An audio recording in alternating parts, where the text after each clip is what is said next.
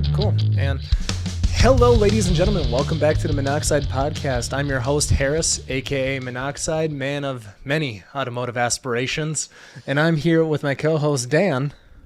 Hi, Dan with Gunna Garage, and we're here with my friend Tim DeCesaro. I met him through our Mustang Club, and we've been good friends ever since. And yeah, so with that, we'd have you on. We've had a pretty extensive automotive career working in that space, so we thought we'd have you on and just kind of chit chat a little bit about how all that stuff works. Sounds Back great. in the days of phone calls and handshakes and no emails, and so yeah. Yeah, so what we like to do with this show is basically when you go to a car show, you only talk to someone maybe 5-10 minutes, and then people are grabbing you in all directions, especially the more prominent you are in the car community or whatever. So it's nice to kind of break away in this little room here at Ratified Motorsport and just talk to people for a prolonged period. From time to time, I don't know if they have anything scheduled today, but you'll hear the dyno downstairs. Oh. That's really fun always. I think we've only had it once or twice. Last time we had I think it was a 600 horsepower Audi. It was fun. Okay. But yeah, no, I wanted to get you on. Yesterday I was talking to Dan. I'm like, well, who should we have on next? Because I wanted you to have some input on who we have on. We have a number of fun Mustang people coming on and Ford people because someone's a diehard over here. But yeah, so he told me a little bit that you've kind of been all over the place in the industry, from batteries to oil. So just kind of give us a little bit of a background. Yeah, so just to give you an idea, so back in the early 70s, I grew up in Kenosha, and my neighbor was racing a Bug Eye Sprite at road racing, like at Road America and Black Hawk Farms, and I got to know him, and well, he was the manager of the local Sears store, so he goes, you ought to be working in our automotive department. That was when people shopped at Sears. Yep. So interestingly enough, I was selling batteries and tires and all that good stuff. And then I went to work for Tenneco Automotive, which was Monroe shock absorbers and Walker mufflers and things of that nature. So I was in the industry for several years. When I retired from Johnson Controls. We made car batteries. We were the largest manufacturer of car batteries. And we owned Optima Batteries as well. And then when I retired, I knew some people at Redline Oil just from in the industry, and so I worked for them for 3.5 years, which was a fun experience as well.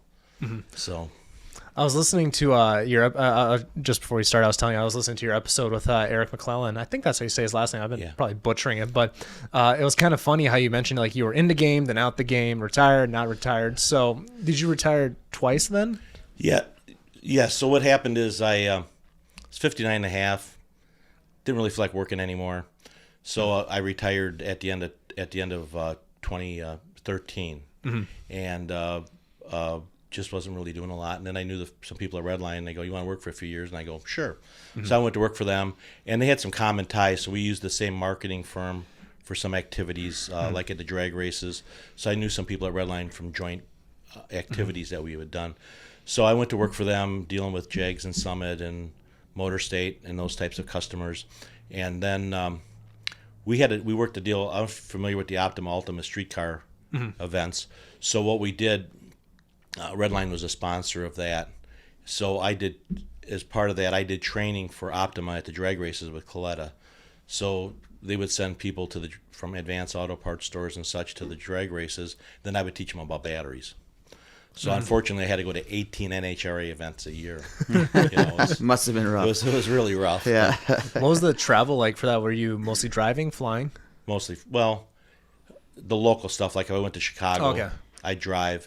Topeka, Kansas, I believe I drove there. But the rest, and Ohio, I would drive to, because at the time I lived outside of Milwaukee. So I would drive to some of those places and take my wife with. So it was a fun activity. And then I talked with the teams that used our oil, talked to them about oil and things of that nature as well. So we killed two birds with one stone. We did the training for Optima, and we did the interaction with some of the race teams that we did business with at the track. So it was a fun experience. And then when I was still working for Johnson Controls with Optima, I had FM3 Marketing, who's the company that does all of Optima's work, marketing work, and runs those Ultima streetcar events and such.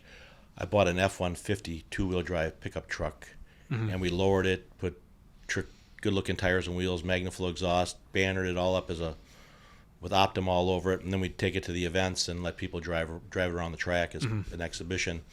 Then what we did with the truck is we at SEMA, if you sold so many battery display racks with batteries in them, you got a chance to win the truck. So then the 3 finalists went to SEMA, and we went to Pahrump for the final for the Optima Streetcar Challenge. One of the 3 drove home with a truck. Okay. So one of the 3 guys got the truck. So it was kind of a cool deal. Interestingly enough, the company that won the truck was 4 Wheel Parts, who is now owned by Polaris. So it's interesting seeing the ties to the local area here. Yeah, because Polaris, they're headquartered here, right? Correct. Yeah, up there, literally just 3 miles from the Motorplex over there. Yeah, I feel like I remember somebody who used to work in their R&D department. I need to try to remember who that is. But so what did your day-to-day look like? For example, at Optima, then, what were you doing with the companies you were talking to? Well, that's a good question. So I had a sales team that worked for me too. So I wasn't doing it alone. So I had some sales guys, and we also had a rep agency that we worked with. So we dealt with, Motor State and Jags and Summit and all the big performance guys, in addition to your AutoZones, Advance, O'Reilly's, those type of people as well. So we would try to keep promotions. Cam Douglas was the real brain trust behind what went on at Optima. He's the one that came up with that Ultimate Streetcar Challenge. He's come up with a lot of really good ideas, and then obviously our job was to help him. We reported up different parts of the food chain. I reported up through one side. He reported up through another side. But we all worked together real well to do that. So it was interesting because you've got big distributors, you got small distributors, and one thing about batteries that isn't true with most other part. Most parts are obsoleted by technology. Well, batteries are obsoleted by time because they're like a loaf of bread. Set on the shelf, they go bad. Yep. So you have to turn that inventory. So some of the challenges were keeping those small distributors' inventory rotated to help them grow their business to make that happen. And so if you look, you see a lot of marketing with Optima out there. Yeah, and that's all driven by Cam. He's done an outstanding job creating that pull-through. But then you also have to work with your distributors, right? You got to make sure that the line is profitable for the distributor, and you got to make sure that you don't have a lot of warranties and things of that nature. So there's several balls you have to keep in the air. So that was a fun experience. So how much were you dealing with any inventory challenges at all? Was that because I went to school to be in the operations and data analytics field. So was that something that you had to be concerned about, is just making sure people were topped off in a timely manner? Well, that's a good question. So you wanted to make sure they had inventory, but you don't want to have too much inventory, right? Because if you get too much inventory, where are you going to store it? Well, you're going to store it, and then you have to. They refer to it as boosting. So once a battery sits for X amount of days, you should really put a charger on to make sure that it's back up to its level. So those were some of the challenges. Like an AutoZone or an Advance, you had to make sure that they were rotating the batteries, that they were selling the older ones first instead of not just throwing them on the front of the shelf and letting the ones sit back there. Exactly. So that was always a big challenge. In oil, the biggest challenge was shipping because we had round bottles. Now, that may not sound like a big deal, but when you have round bottles instead of rectangular bottles, less fit on a pallet. Right. Yep. So if you're shipping to Europe or Asia or someplace, that becomes a big factor in transportation costs. So you're always dealing with that as well. So there was a lot of different similar but different obstacles at the same time. So is there any reason why they stuck with round bottles and didn't just go to a square to make life easier, or is it just like this is our brand, so this we is stick? Our brand. Yeah. Okay. That's what your brand is known to be. I mean, the original idea behind those bottles was you cut the bottom off, you could use it as a funnel. Okay. Because if you look at that bottle could be very easily used as a funnel by cutting the bottom of it off. Yeah. But that was we were talking on the way here a little bit about when Tim. I forgot Tim's last name, started a company. He was racing motorcycles and was looking for good 2-cycle oil. And that's how he ended up in the oil business. And it evolved into, an international brand, which now is owned by Phillips 66, but it's still run independently. So, yeah. I'm just curious, are you guys still able to take the bottom of those bottles and use them as a funnel? Or Yep. Okay, gotcha. Yep. As far as I know, the bottle doesn't look like it's changed at all. Bottle hasn't changed at all. Yeah. Same bottle. But now that I know that, I throw away, that's what I run in my car. Yeah, so I've been throwing away funnels for years now. Yeah. Nothing more infuriating when you don't have a funnel. Like he was helping me. I was borrowing his lift to put some oil in the GTI, and he was just like, "Man, this German car is stupid, just in every aspect." Because I remember you were looking underneath the car, and you're like, "Where the hell's the oil filter?" But then also, you remember when we tried to get the funnel in, and we couldn't. It was like a baffle right inside where you dump the oil in, so you can't shove a funnel down in the hole. I'm like, oh god, this sucks. Stupid Volkswagens. Well, all I can tell you is, when I bought my Corvette in 2006, I sold my Porsche, and I still know the phone number of my parts guy. Okay. So we'll just leave it at that. Yeah. So you typically, it seems like you are kind of in that domestic space then. Is that kind of where your preferences lean? It does for a couple reasons. So when I was in high school, I graduated from high school in 72, and I bought a Vega, brand new, between junior high school and senior year. And I kept it 20 years, put a V8 in it, had a cage in it, the whole deal when I got rid of it, right? So I sold it, and I bought a Porsche, and I saw how much it cost to own one. And then at the same time, my brother had some BMWs, and I hear these stories from him. And at the same time, we owned a battery company called Varda, which is the largest battery manufacturer in Europe. And I was responsible for all the OEs in the U.S. that used Varda batteries, like Porsche and BMW and etc. And I used to see the warranty claims on those cars, and I sat there and thought, yeah, they may look cool, but it's just I've had pretty good luck with most of the domestic stuff. What year was that, or year time frame was that? I did it from I did it twice. I did it from 2000 through 2004 for service parts. Then I did it for OE from 2005 to 2009. And then I did it again partially for service parts up until I retired. Okay. Yeah, I was just curious because that seems right around, like I remember even as a kid, I'd always be hearing like, man, those European cars are unreliable or whatever it was. So that kind of lines up from what I heard back then.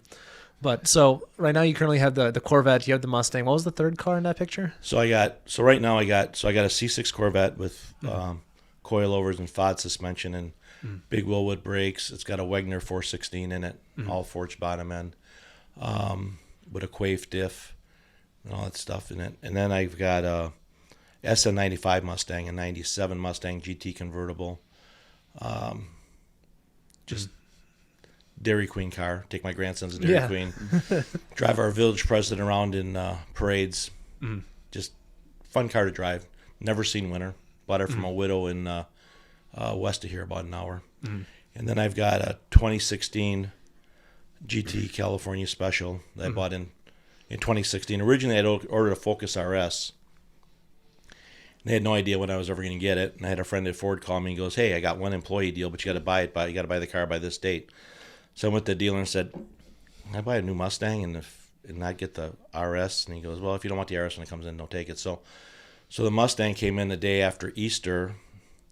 So I picked it up, and then 2 weeks later, the RS came in, and my wife kind of said, "You ain't getting 2 new cars in 2 weeks." That just ain't gonna happen. So I've still got that one. So. And then I got my new Dark Horse about a month ago. Ordered that March 27th. March 27th. So what is it? So not too long on delivery. What's that, 6 months? Well, 7 months? technically you didn't get your Dark Horse. I didn't get my Dark Horse. So here's what happened. So the dealership had one allocation for Dark Horse. So I started calling the dealer in October of 2022.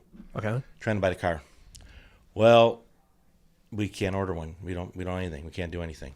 So I kept calling. Finally, the owner of the dealership called me up and said, "We know we're going to get one, and you're getting it. You don't need to keep calling us." So then I'm reading on the forums that in March they're going to February, March, they're going to let people start ordering the cars. Well, I went to Australia and New Zealand for a month with my wife. And in fact, I got to go to Melbourne. Well, they were setting up the racetrack for the Formula One race, which was kind of cool. Okay. I posted pictures on Facebook of that. It was pretty cool. But so I go, I really want this car. So then finally they call me and they go, on March 27th, or you can order the car. So I go over there, 3:05, order bank opened at 3 o'clock. My order was in. A couple days later, they placed another order for the exact same car as mine, only with a car cover. for the dealer principal, who really wasn't buying it for himself. Well, that car came in. My car still hasn't come in. Oh, wow. So the only difference is this one came with a car cover. So I had to buy a car cover I really didn't want, but I got the car. And now they're not shipping any dark horses with performance suspension packages because of the tires. Because it comes with those Tufaro tires that you can't drive under 45 degrees out. Okay. Like the Michelin Cup 2s. So now they're canceling all the order. If you don't take your handling package off, they're canceling your order. Wow. So I got the car before that happened. So I'm pretty happy with it. What tires on there? Pirelli, Tufaro. Oh, okay. Trofeo? Yeah. Trofeo. Is that what it is? Yeah. Interesting. Okay. Yeah, I always wondered what the other, because all I've ever heard is the Cup 2s. That's all I'm familiar with. That's what we have on the AMG. And I think actually we got some Pirellis on now. But yeah, no, those tires, anything under 45, they're just hockey pucks. Yeah. Yeah, just waiting for problems. But did you are you a Formula One guy at all or not really? Yeah, I've been in lots of Formula One races. Okay, who's your team? Do you have a My driver? last name ends in a vowel. It's got to be Ferrari, right? Yeah. Your last name ends in a vowel, yeah? right? Man, I'm a Ferrari guy as well. I'm more of a Sainz guy over Leclerc. Huh? There was an interview a couple of years ago that Sainz did, and I was just like, for some reason, like I just like a moth to a flame. I'm like, this guy's going to be champion. He did very well this season, but yeah, I wish I was able to go to Vegas. I went to Miami a couple of years ago. Yeah. Last year, a year and a half ago. That was pretty fun. We were on turn 1 where Mick crashed into Yeah. Vettel. It's like, oh man. But yeah, how long have you been watching Formula One for? Well, when I was in grade school, I used to read the Rob Walker reports on In Car and Driver or in Road and Track. So since like the late '60s. Okay. And so I've been to one in Detroit, been to one in New York, been to one Long Beach, been to Vegas when they had it The in original Vegas? Caesar's parking lot. Been to the ones in Dallas, both of them in Dallas. The interesting about the one in Long Beach is my daughter was born in November, and we took her to the Formula One race there in April, which was kind of cool, right? Took her to Formula One race when she was 6 months old or whatever. And then the second race in Dallas, my youngest daughter was born a week after that race because my wife couldn't come with me because she was so pregnant. Right. So that was the one where Nigel Mansell pushed the car across the finish line, where he was so exhausted and because it was hot as hell. It was unbelievably hot. So that was, and the race at Detroit was the last race that a DFV, a Cosworth motor won. Normally aspirated Cosworth won with Tyrrell. So that was the last race they won. So that was kind of cool. So as a Ford guy, you must be excited that they're getting back into it then, right? Well, actually, I only became a Ford guy. I can't say I'm a Ford guy. Okay. After years in the industry, he's noticed the quality and craftsmanship, so that's why. No, go ahead. So in the 80s, I was a diehard GM guy in the 80s. And they left us stranded a whole bunch of times. My wife says, we ain't ever buying another GM car, ever. Okay? So then we bought a Ford van, and it was good. And then we owned like 6 Tauruses and a couple of Escapes. Not Escapes. We had Escape too. And we had a couple Escorts like with our kids and stuff, and we never had any real trouble out of them. Then in 2006, when I bought that Corvette, I was living in Detroit at the time. I bought it at a dealership near Flint, Grand Blanc. And it broke on the way home from the dealership. And I had to tow it in. I literally didn't get it home. Okay? Then it broke down every week I owned it. My friend Andy, who was an engineer at Ford, we were meeting him for lunch one day, and the car wouldn't start, and we were at Target in Novi, Michigan. The car wouldn't start, and I had to call Andy, and he came and picked us up. My wife goes, I told you not to buy a Corvette. I told you to buy a Mustang, blah, blah, blah. So I had to live with that for a long time.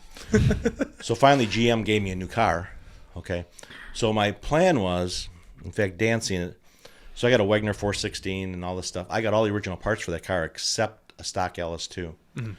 So I built a stock LS2 that I bought out of another car. It's sitting at my shop. So I was going to put it all back to stock, sell it, and buy a new Corvette. And my wife goes, you aren't getting any more Corvettes. You can have all the Mustangs you want. You aren't getting any more Corvettes. So I said, well, I'm not going to buy anything then. So then when they came out with this dark horse, I go, that's kind of cool, you know.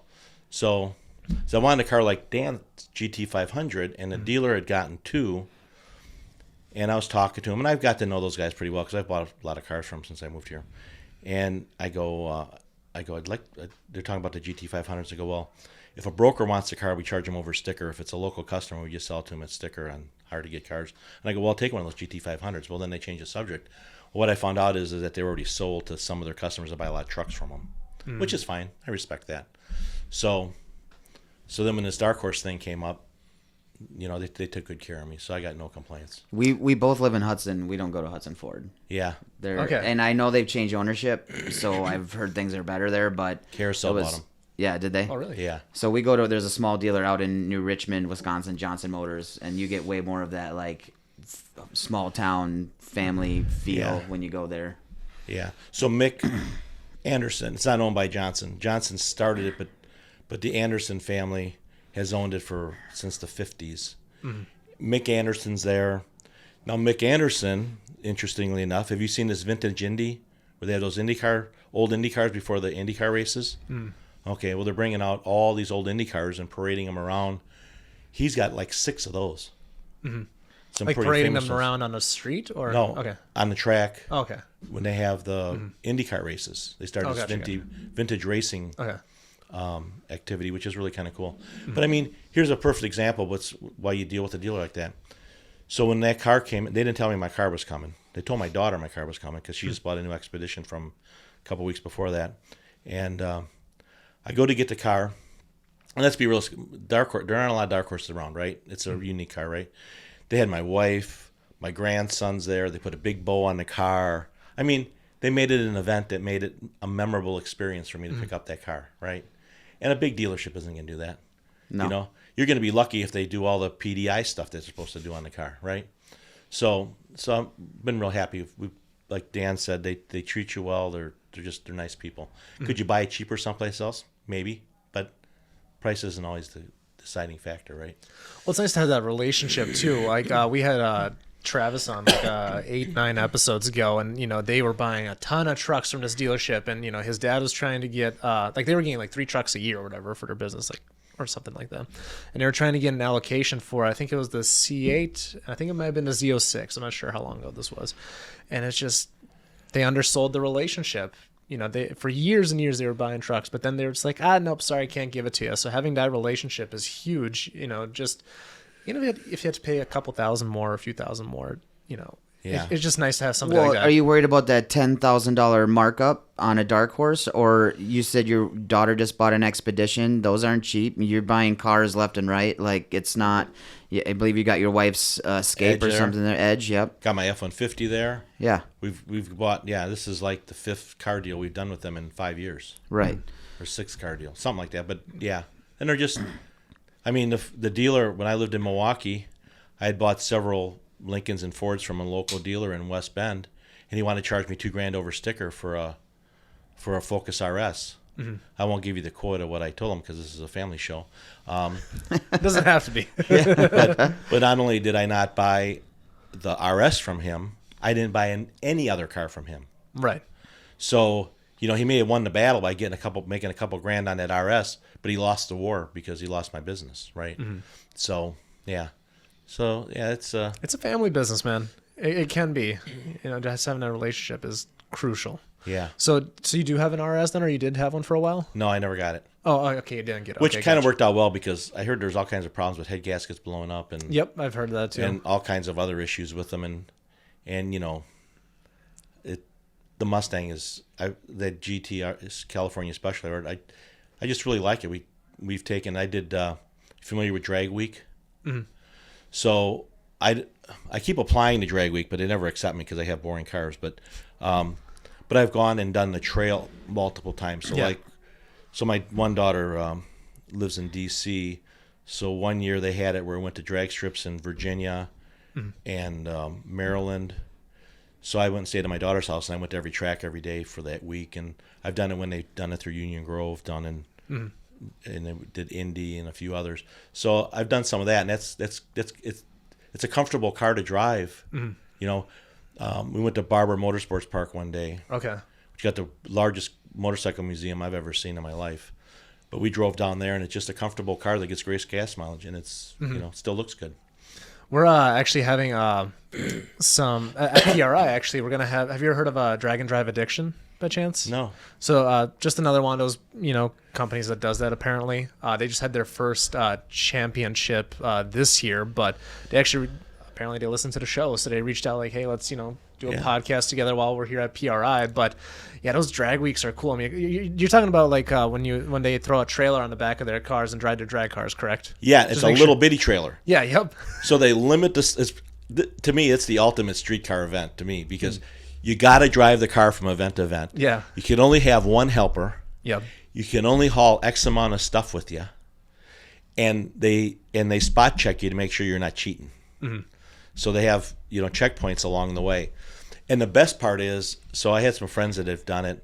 The best part is when somebody's car breaks and everybody goes there to help this guy try to fix his car while it's on the side of the road. Mm. And the shops that open up for people in the middle of the night to go weld up a frame bracket or to do something is just, to me, is just fascinating. It just shows to the community how the communities all support each other. Mm-hmm. I just I've been telling Dan, like, because like you're not too familiar with this either, I believe, right? The drag and drive type events. No. Yeah, so like Dan and I have been doing rallies for years, and I'm like, Dan, this is like the next level of rallies. This is like with full blown race cars. Like Dan's the only person who's broke down on pretty much every single rally we've ever done across the country. I mean, what was the last one? This last one I didn't because I had the new car, but yeah, it's usually my hub assembly. You and I have talked about the geometry when you lower a car and do the stuff. So I'm usually every rally I'm doing a rear hub assembly, and I've gotten that down to a pretty good science. I carry the exact tools I need to do it, and it's not too bad. But yeah, I'll be in this last time I was in the parking garage, and everybody comes over. I had people holding the flashlight and handing me tools and doing all kinds of stuff. I think I bought the last hub assembly in town. Mm-hmm. We had to go to 3 or 4 different ones, and somebody drove my wife to go pick it up and bring it back. Yeah, it's usually that. I've had my starter break, a wire break off the starter, and I had to go underneath the car, hold the wires together while Mallory would hit the ignition and turn the car on, and then I'd get in and drive around. That was Nashville, I think, right? Yeah. That's when I was wrapping cars like a lunatic in the dark. Yes, yeah. You were wrapping cars? Yeah, so I used to run a rally or rallies over the year, but this is the first year that I parted ways from my business partner. I decided to do it on my own, and the people who were supposed to help me wrap cars the night prior, the night prior, they were running like 6 hours late. They woke up late. They're coming from Bemidji. It's whatever. Got to take the blows as you go. But nonetheless, so I was stuck with like a couple cars to wrap, and I had, I think, 2 or 3 left to wrap by the time we already did day 1, which was St. Louis to Nashville. And everybody is out partying, drinking, and I'm over here just in the dark because the lights weren't working on the ramp. So I had people holding flashlights. I'm wrapping cars, black on purple. It's like I can't see it. Oh, that brings back fond memories. But no, I've told Dan, like, I'm excited to have these guys on just because ever since I found out about those drag and drive style events, I'm like, man, that is the next level. I mean, taking a race car across the country, and instead of a trunk of a Mustang, you actually have a little itty bitty trailer. It's something. So super cool. Yeah. Well, the thing that kind of burned me out on some of these streetcar events is you got guys showing up at 53-foot trailers with a crew to take care of their streetcar. Yeah. Yep. And I see that, and I lost interest in a lot of that because it's really not a streetcar. Just because it has license plates doesn't mean it's a streetcar, right? Right. So, and I lack a lot of talent. I'm not a very good driver. So I never really do very well, but that's okay. I don't care. But the point is that, if you're going to run streetcars, right? And the part about Dragway that's so cool is they're really not streetcars. These are real race cars. Mm-hmm. Like the guy that had the AMX, I don't know if you saw the AMX with the big block Chevy in it Maybe. I mean, it was he was running high sixes in a quarter mile. Yeah. And driving from track to track. Yeah. Oh my God. Yeah. Yeah, he finally totaled the car. He flipped that car at one of the events at the end of last year. But the point is, they're driving it from event to event, which is really. So maybe you can answer this for me. So are those events every day throughout a week? Right? Yes. Yeah, it is. Okay. So as an example, the first day, the one in Virginia, it started at in Virginia, Southern Virginia in Roanoke. not Roanoke. Just forgot the name of it now. Wherever the capital is, whatever the capital of Virginia is. So it started the drag strip there. Then it went to a drag strip in Maryland. Then it went to another drag strip in Maryland. Then it went to a drag strip in New Jersey. Okay. Then it went back to the original drag strip again. Because so what happened? A lot of guys would tow their cars there with a trailer, but then they would start from that point where the first event started at. Less mileage. Yeah. Because some guys are coming from California, and you think about it, you're in Virginia, right? So they would have all the equipment there, and the part I found the best was one time I was at at Union Grove, out by Kenosha, and they start showing up at like 6 o'clock in the morning to make their runs, because what they want to do is they want to get all the runs in by like 1 o'clock and then head to the next venue in case something goes wrong. Okay, so a lot of guys want to get in early. Plus, the air's denser in the morning, right? So it makes more horsepower. I'm curious, how would that do for traction though? Because there's no heat on the track yet, and it's kind of like a give and take risk, I guess. Yeah, but usually by 1 or 2 o'clock in the afternoon, most all the cars are already gone. Well, and do all those events typically do have a point system as well? Yeah. So yeah, I'd imagine they're not trying to get first in every single one. They're trying to survive the whole thing, right? Correct. Because if you can make it 12.5 and be the 5th fastest, that's better than being first fastest in 3, I imagine. Yeah. Okay. Yeah. Probably if you were third fastest at all 4 tracks, because you go to 4 tracks because you go to 1 twice, right? Yep. You'd win.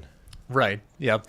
God, that's so freaking cool. I hope to attend one of those one day, because I know they have they have a number of big ones. Like Sick Week's a big one. When there's the 1320 guys are always going out to those. So that's something I'd really love to get involved with in the next few years. Just that's a different breed of human, man. It is, and and some of these cars, I won't give names, but that are on some of these TV shows and stuff.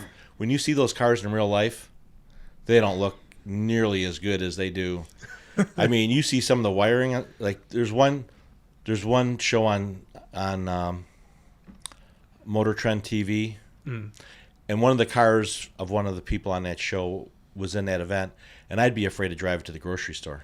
Okay, and he's racing this thing, and it was broke all the time, and I could see why it was broke. They never did anything right, right?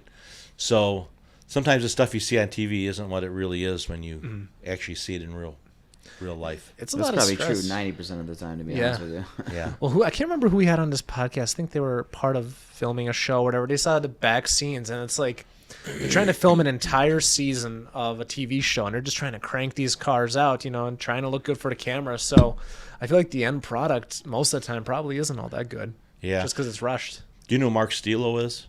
Maybe, yeah. So Mark Stilo's head of GM Performance now. All the GM racing stuff goes through Stilo. Okay. And Stilo built a lot of first-gen Camaros. Okay. A lot of Camaros, okay? His cars are actually nicer than the pictures. His stuff is all unbelievably nice. That's one of my favorite things is when you see a car in person and it's even better. Yeah. Yeah, just when you can appreciate the craftsmanship. Do you know I'm blanking on his first name, but North Speed, Rogers Rods and Customs, formerly known a little bit up north. No, I haven't lived here that long.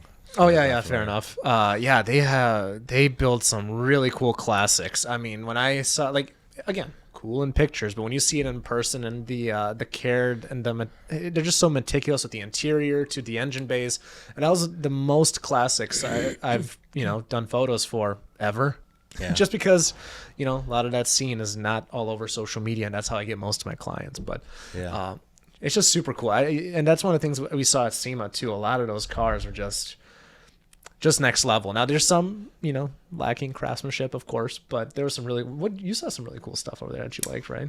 Yeah, my favorite thing is, and I keep seeing the pictures in my gallery, is that Bronco Zilla where they took a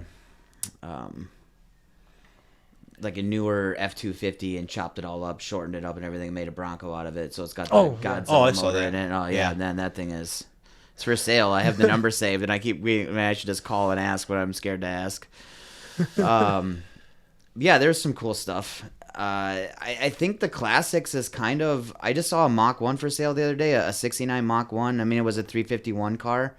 So not like your Cobra Jet 428 R code car or anything, but 50 grand, 53, and it was in really nice shape, all restored and everything. I'm like, man, that one point in time that was $100,000 car.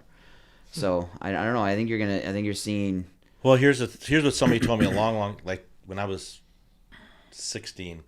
People want cars when they get old that they could have bought when they were in school. Yep. Right? So I got out of high school in 72. So like those late 60 Camaros and Mustangs and stuff, those were the cars that I sort of wanted, as I got older, okay? But then they either got priced so expensive or whatever the case may be, or kids got in the way, they cost you money, right, that you Yep. can afford them. But now those people are in their 70s, right? Yep. And their kids don't want nothing to do with them, right? So you're able to pick some of those cars up at a pretty reasonable price. And when I bought my Porsche, I'd looked at a 70 SS 454 Chevelle, which I thought would be really cool because that's what I wanted back then, right? Yeah. And I got in and it's like, it doesn't have power windows. It doesn't have air conditioning.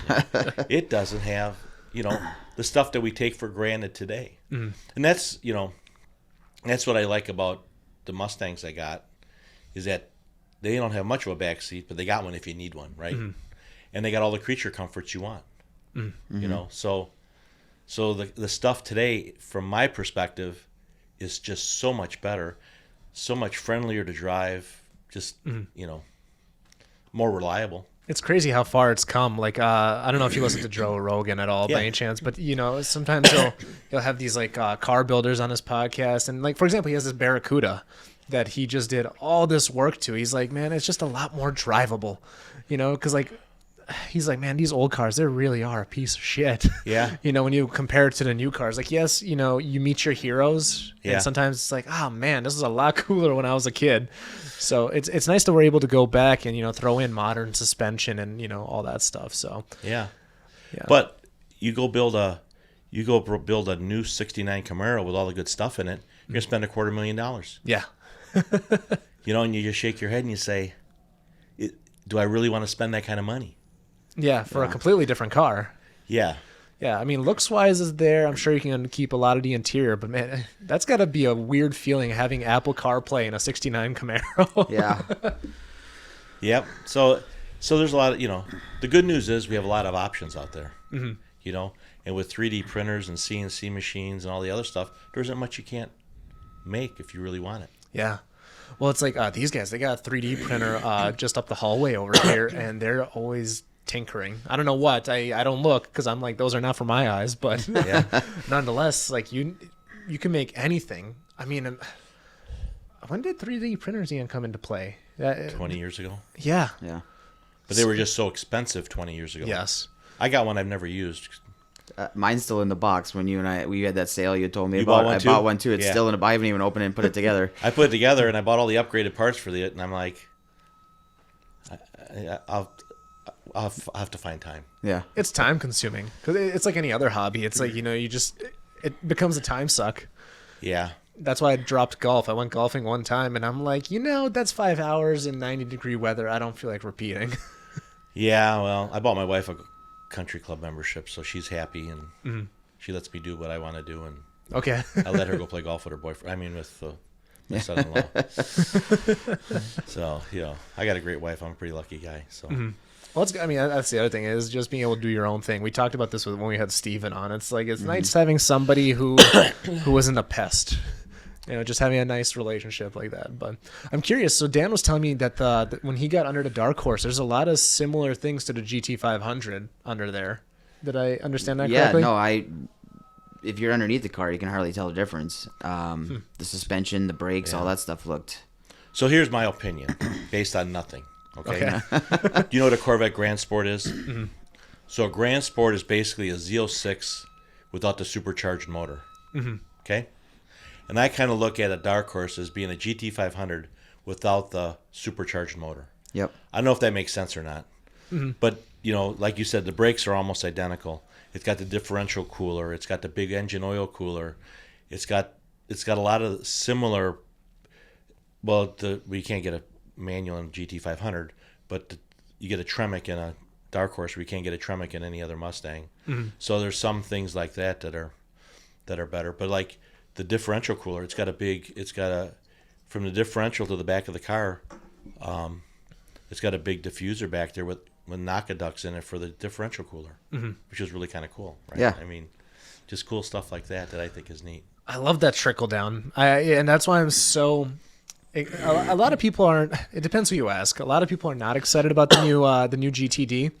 I am insanely excited for that car. I mean, Ford is doing it right now. I've been harping on this for the last 20 episodes, but it's awesome to see that trickle down from the GT500 into the dark horse. So, in the next 3, 4, 5 years, what are we going to see come from that GTD into the Mustangs? I mean, I always tell Dan this. The GT500 is one of the best bang for buck cars out there right now. It's one of the best cars I've driven. Granted, the one I drove was 1,000 horsepower, but Yeah. nonetheless.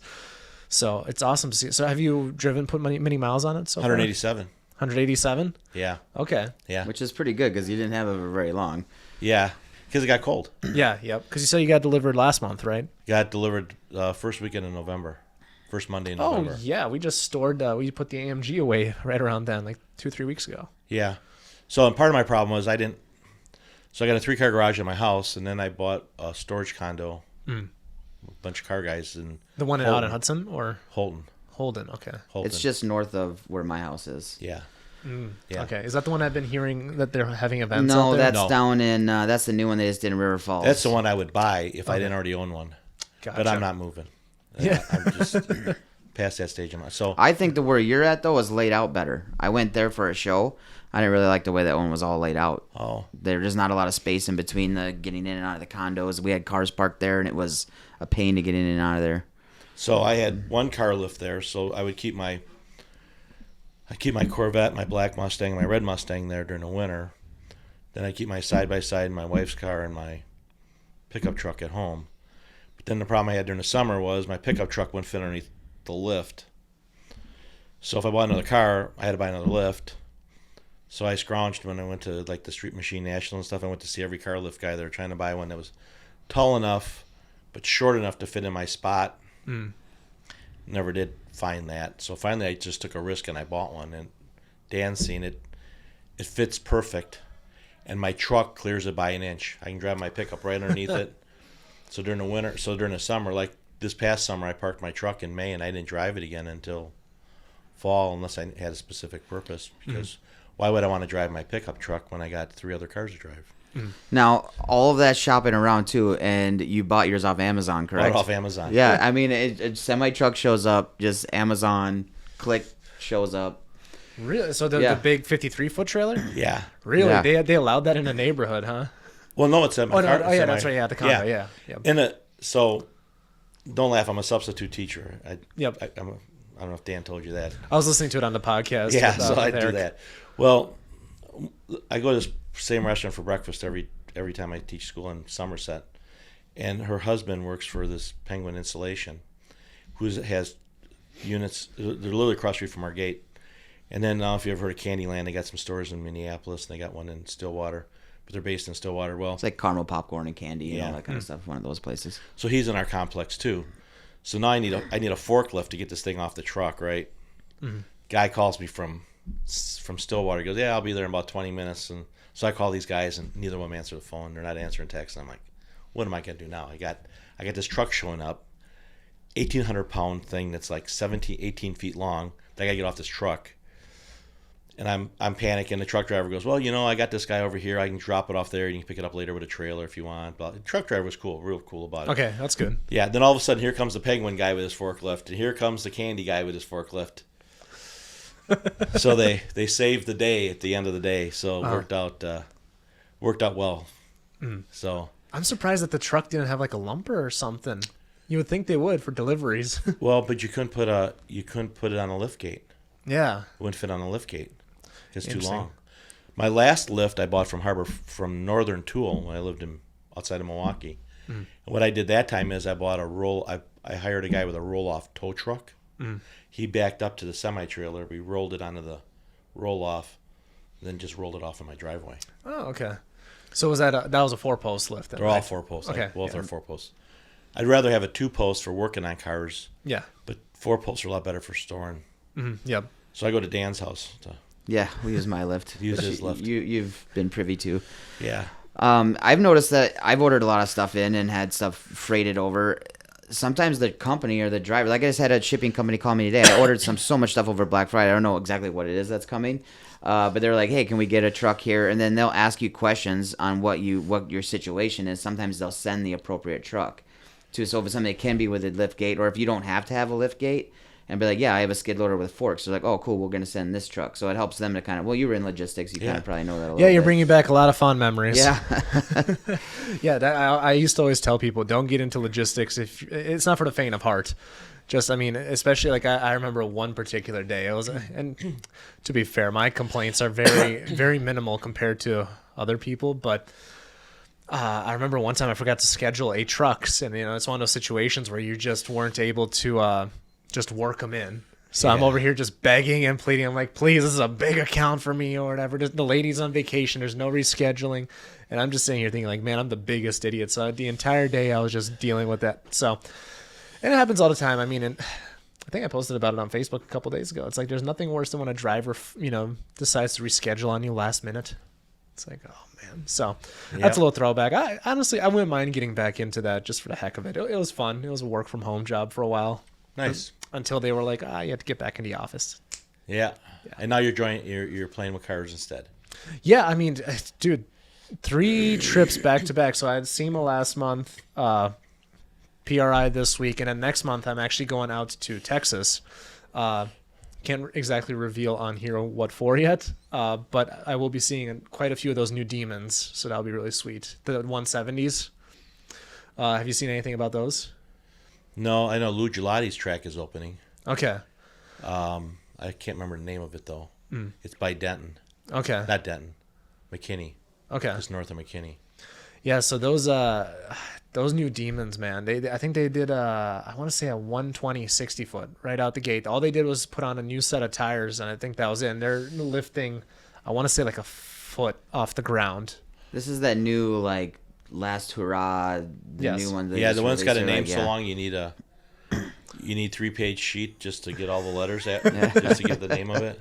No, thankfully that's not that's more so to Hellcats. I actually made a joke about that about a month ago, and everybody was giving other examples like about Range Rovers. They got really long names too apparently, but it's like you got the Dodge Challenger, Hellcat, whatever edition. But no, it's the Dodge Demon 170, nice and short. But yeah, that they actually from factory you're able to put corn in them. So that's a big thing. Is that the one that doesn't come with a passenger seat or a back seat? I don't know if they're doing that for this program or not. I know for the last, the 2018 edition, they did that, which is really, I mean, that was really cool when they had the crate and everything. I mean, all of the stuff you can't sell with the car comes separate, and you can do what you want with it. Yeah. It's like, oh, we'll add tires for $1. It's like, oh man, that's just cool. Yeah. Yeah. And Ford kind of did that as well with the GT500, right? Like you could add back seats for like $1 or something. No, I don't think so. Ford doesn't give anything away for $1. I can guarantee you that. But you pay for it somewhere. Yeah, no, the track cars come without a rear seat. So like your GT350Rs, the GT500 track pack. Mm-hmm. I think some of the earlier track packs, even in the 13, 14 GT500 stuff, that I think they had a rear seat. But kits you got to buy from like auto recyclers. So I bought my rear seat kit from the same guy I got the car from. So he piled it all in the car as he shipped it up here. Mm-hmm. That's interesting. Yeah. Well, I'm doing a focus group Wednesday on. I get this email from this company that they're doing a focus group on Dark Horse owners. Okay. And it was a legitimate. I checked. It is a legitimate company because I worked for a company that used them once, so I know it's a legitimate company. And they sent me a survey last week comparing it to other cars. How does it compare like to my Corvette and my other Mustang? Mm-hmm. How does it compare to this? What other cars did you look at when you went to go buy it? This kind of stuff. What attributes you liked about that made you make that buying decision? Blah blah blah. Then they're gonna have a 90-minute video conference on with everybody that's participating on Wednesday for an hour and a half. So I'm interested to see what other people have to say. What do you have to say about it? Well, the first question I ask is, what other cars were you considering when you bought this? Well, I wasn't looking for a car. I just saw this car and said, I'm going to be 70 years old in 2024. I want one.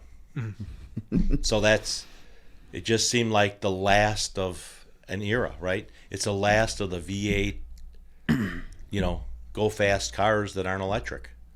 So I thought, well, why not buy one?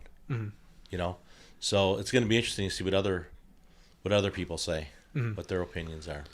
Now, you do stuff like this all the time, though, too, right? Like, you're always, because of your connections and the things that you've done, your Optima's reaching out to you to, like, measure battery trays. You're doing stuff like that. Yeah.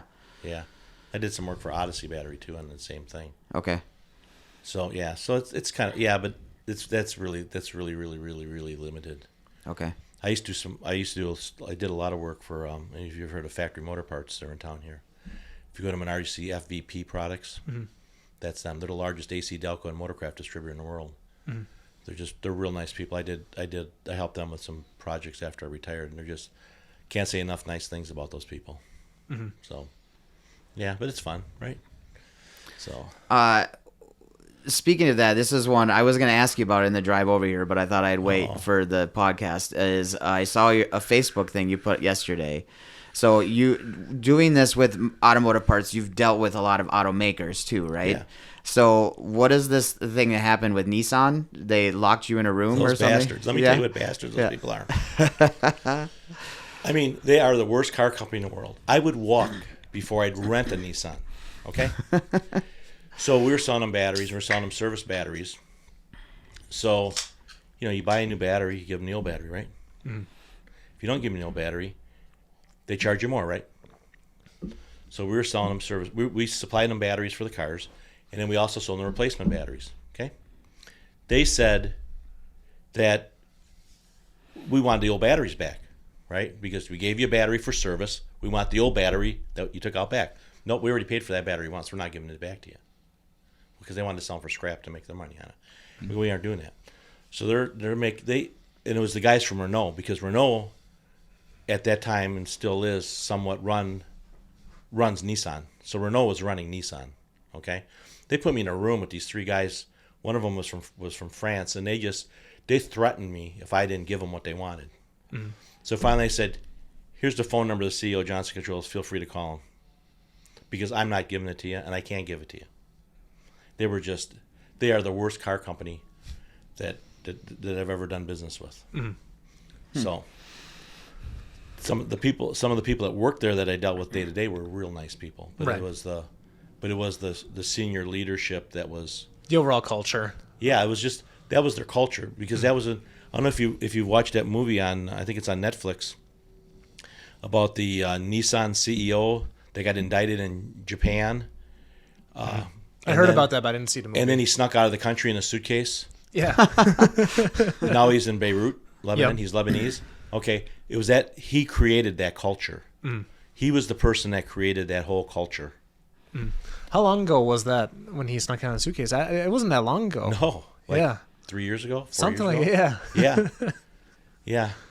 Goen. His last name is Goen. Yeah, I remember all the publicity about that, and it's a bummer because, I couldn't give a rat's ass about any Nissan. I do like the GTRs; they're a hell of a car to drive.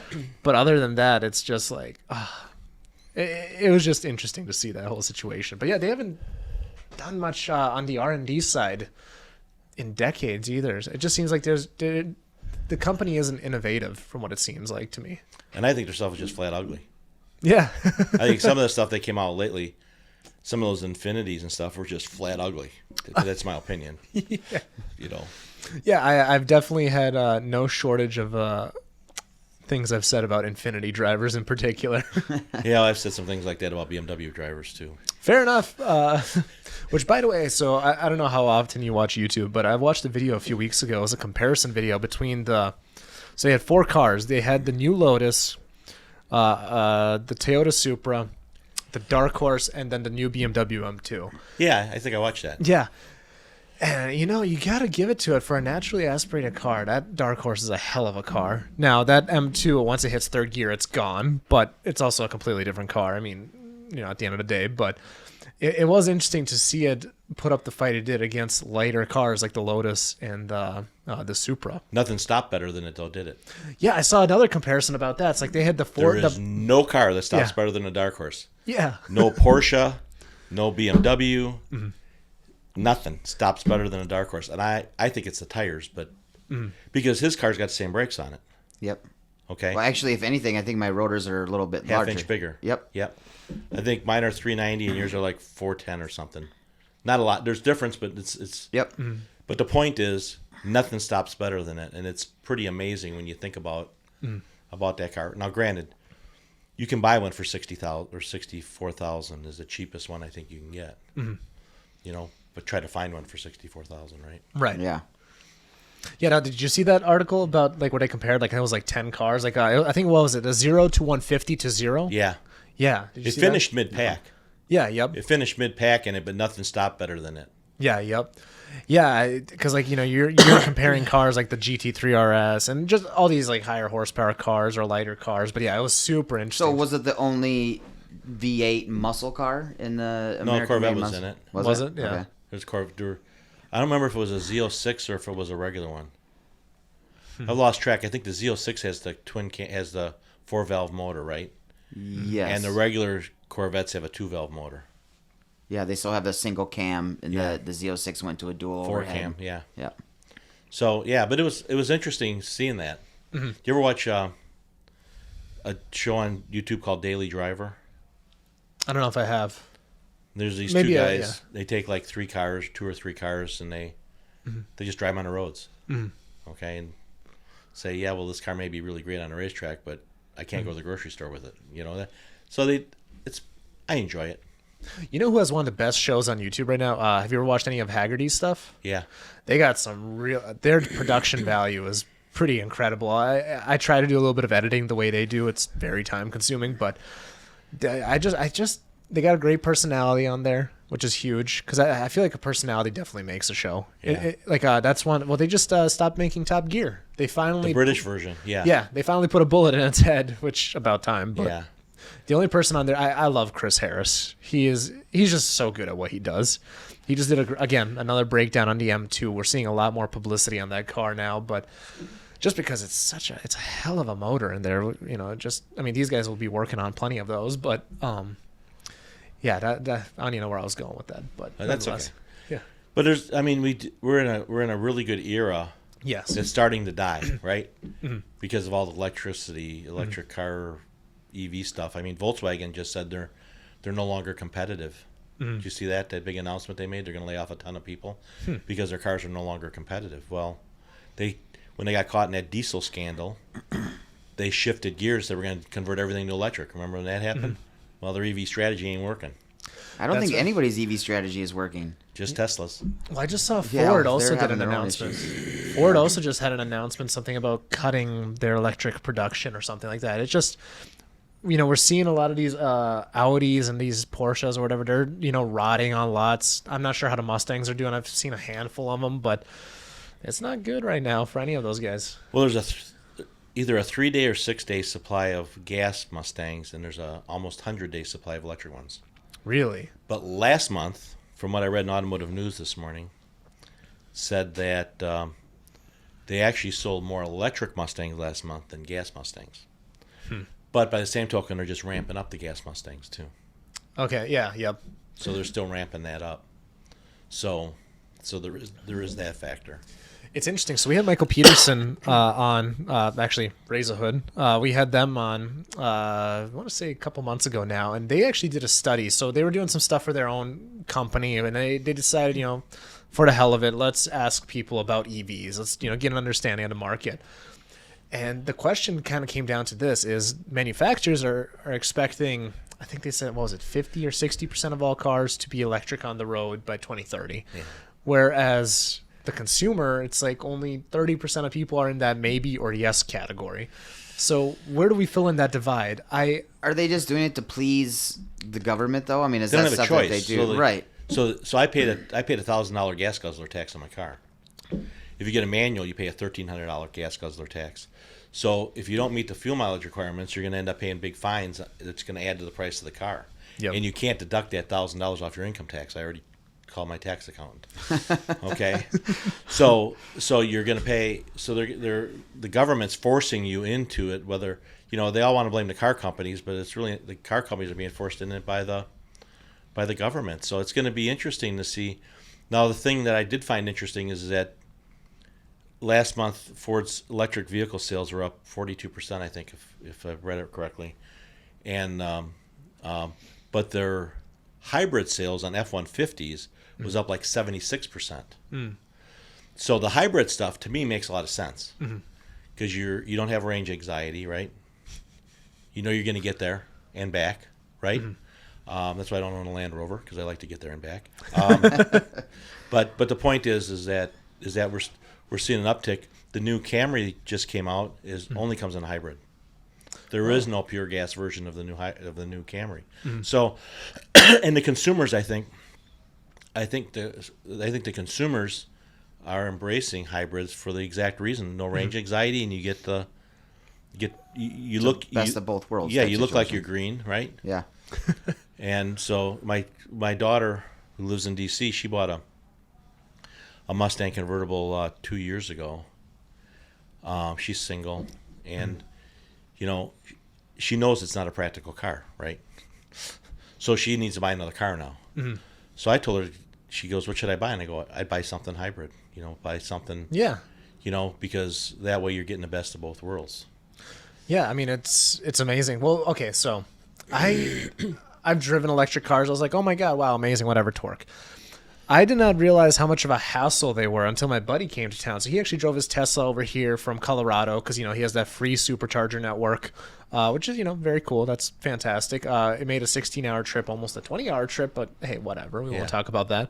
But when he was in town, the thing is, it's nice when you have a supercharger at home. You could, load it up overnight, whatever. But when he was in town, he's like, oh, well, let's go do this tonight. Oh, hold on, I got to go charge. I got to charge or a little bit. And granted, the first 15 minutes are very quick. But it's just like, man, if this is a gas station, if I forget to fill up, it's a 2-minute fuck up. Yep. If he forgets to fill up, well, that's almost a half hour to an hour of my day gone waiting for you. So that was, again, he's irresponsible. Don't worry about it. But it was a frustration nonetheless. So yeah, and you still got to change oil because they have a transmission that requires oil changes. Okay. So you still have, it's not as maintenance free as the perception of what it is, and it still has a regular lead acid car battery in it. For I don't know if it's for backup or what the purpose of it is. Yeah, well, again, it comes down to, I think a lot of people are irresponsible. So what happens when you run out of charge on a highway, right? It's like you're not going to, Dan can come here with a gallon of gas. Listen, I've been in a car that's run out of gas before. My brother ran out of gas on 94 last year. Several times. Yeah, he's done it twice.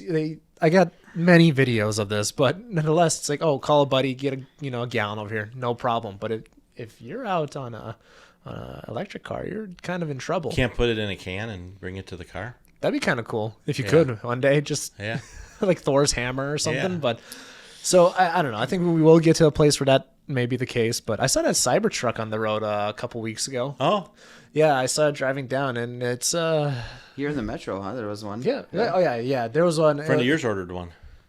Oh yeah, which friend is that? Former friend Ryan. Yeah.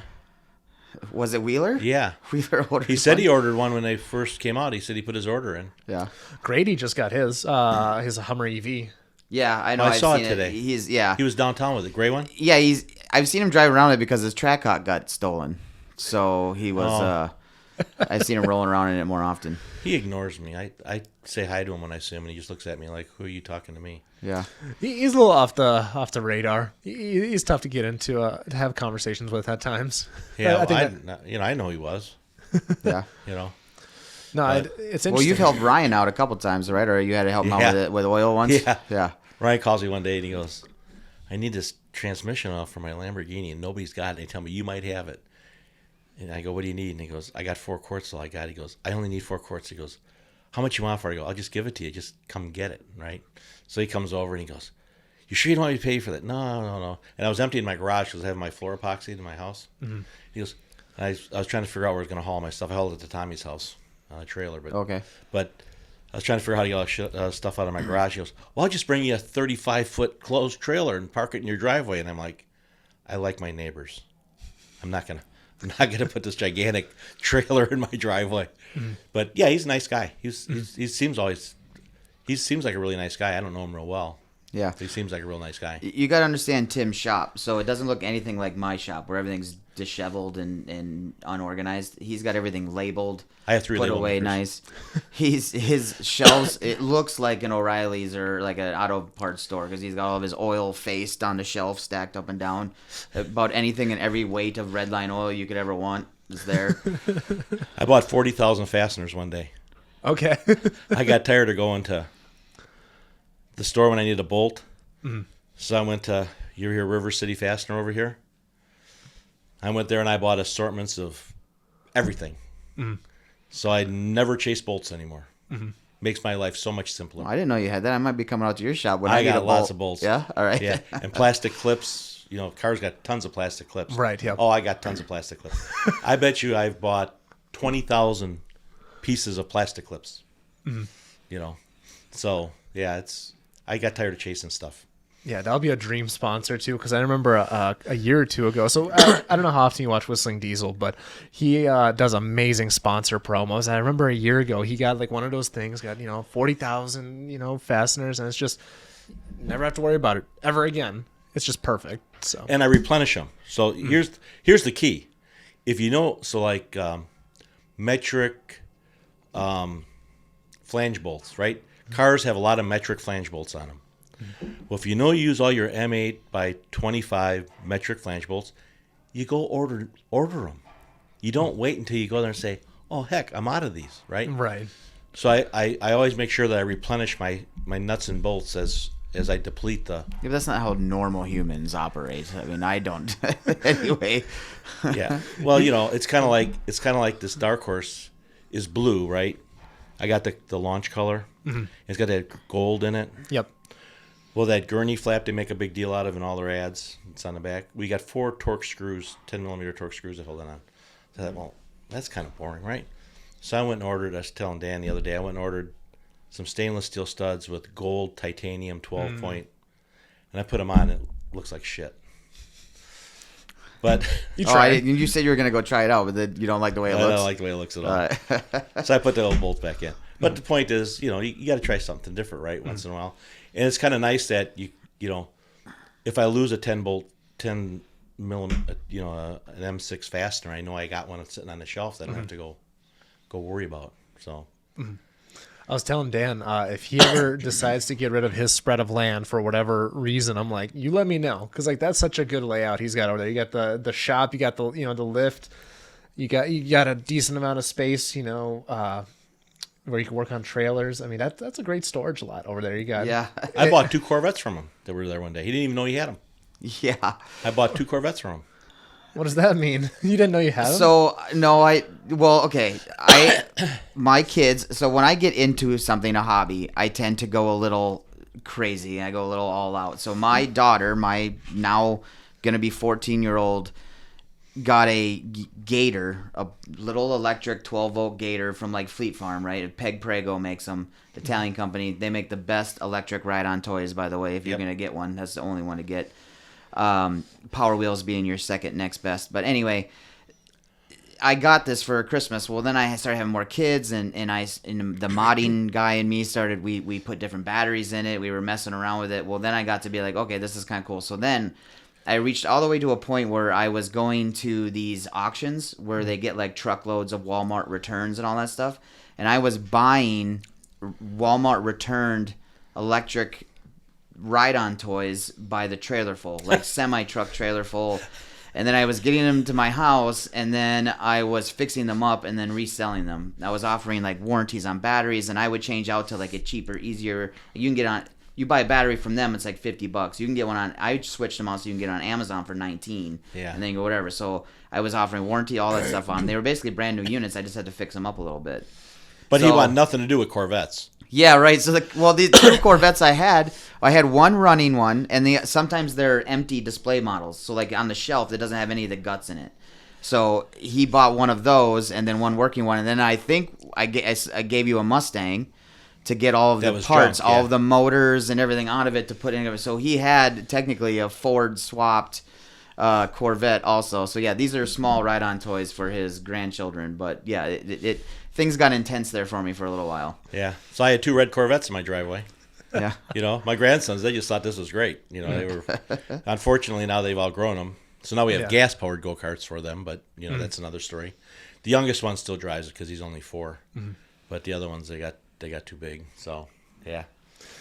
I don't resent the young generations as much as I do when it comes to those little ride-on toys because I did not have the Right. when I look back, you know, I'm 24, right? When I look back to when I was, 5 or 6, like, the Hummer was the cool thing back then, right? Like for whatever reason, the Hummer was the coolest thing as a kid. I hate them as an adult, but I was just like, man, I see these kids like they have like, these Lamborghinis, Corvettes, Mustangs. I didn't have any of that as a kid, so I resent them when it comes to that because they just have so many way more cooler toys.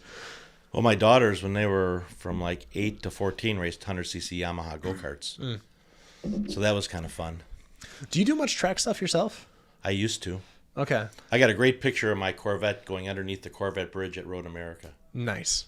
Yeah, it's got the, And so, yeah, so I used to go to Black Hawk Farms, and I'd go to Road America because I lived close to Road America, so I'd go there. But now I don't do anything. I lacked a lot of talent. I mean, I went to a couple race driving schools, and my biggest problem is I'm afraid of wrecking the car. Okay, so that's I did a lot of drag racing back when I was in high school, but now I just Just go watch. and have fun, and and it's fun. I enjoy it, and that's all that matters, right? But you've also been to almost every track and Been to a lot of racetracks. Yeah, so that's when I was talking rally stuff with him. I would talk about track and be like, oh yeah, that's here. He spits off. He knows where they all are. Yeah, I've been to a lot of racetracks. Yeah.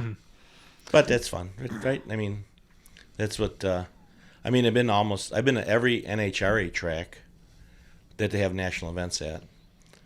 I've been almost every track where they run like IMSA, the hybrid, small cars. I've probably been to every one of those tracks.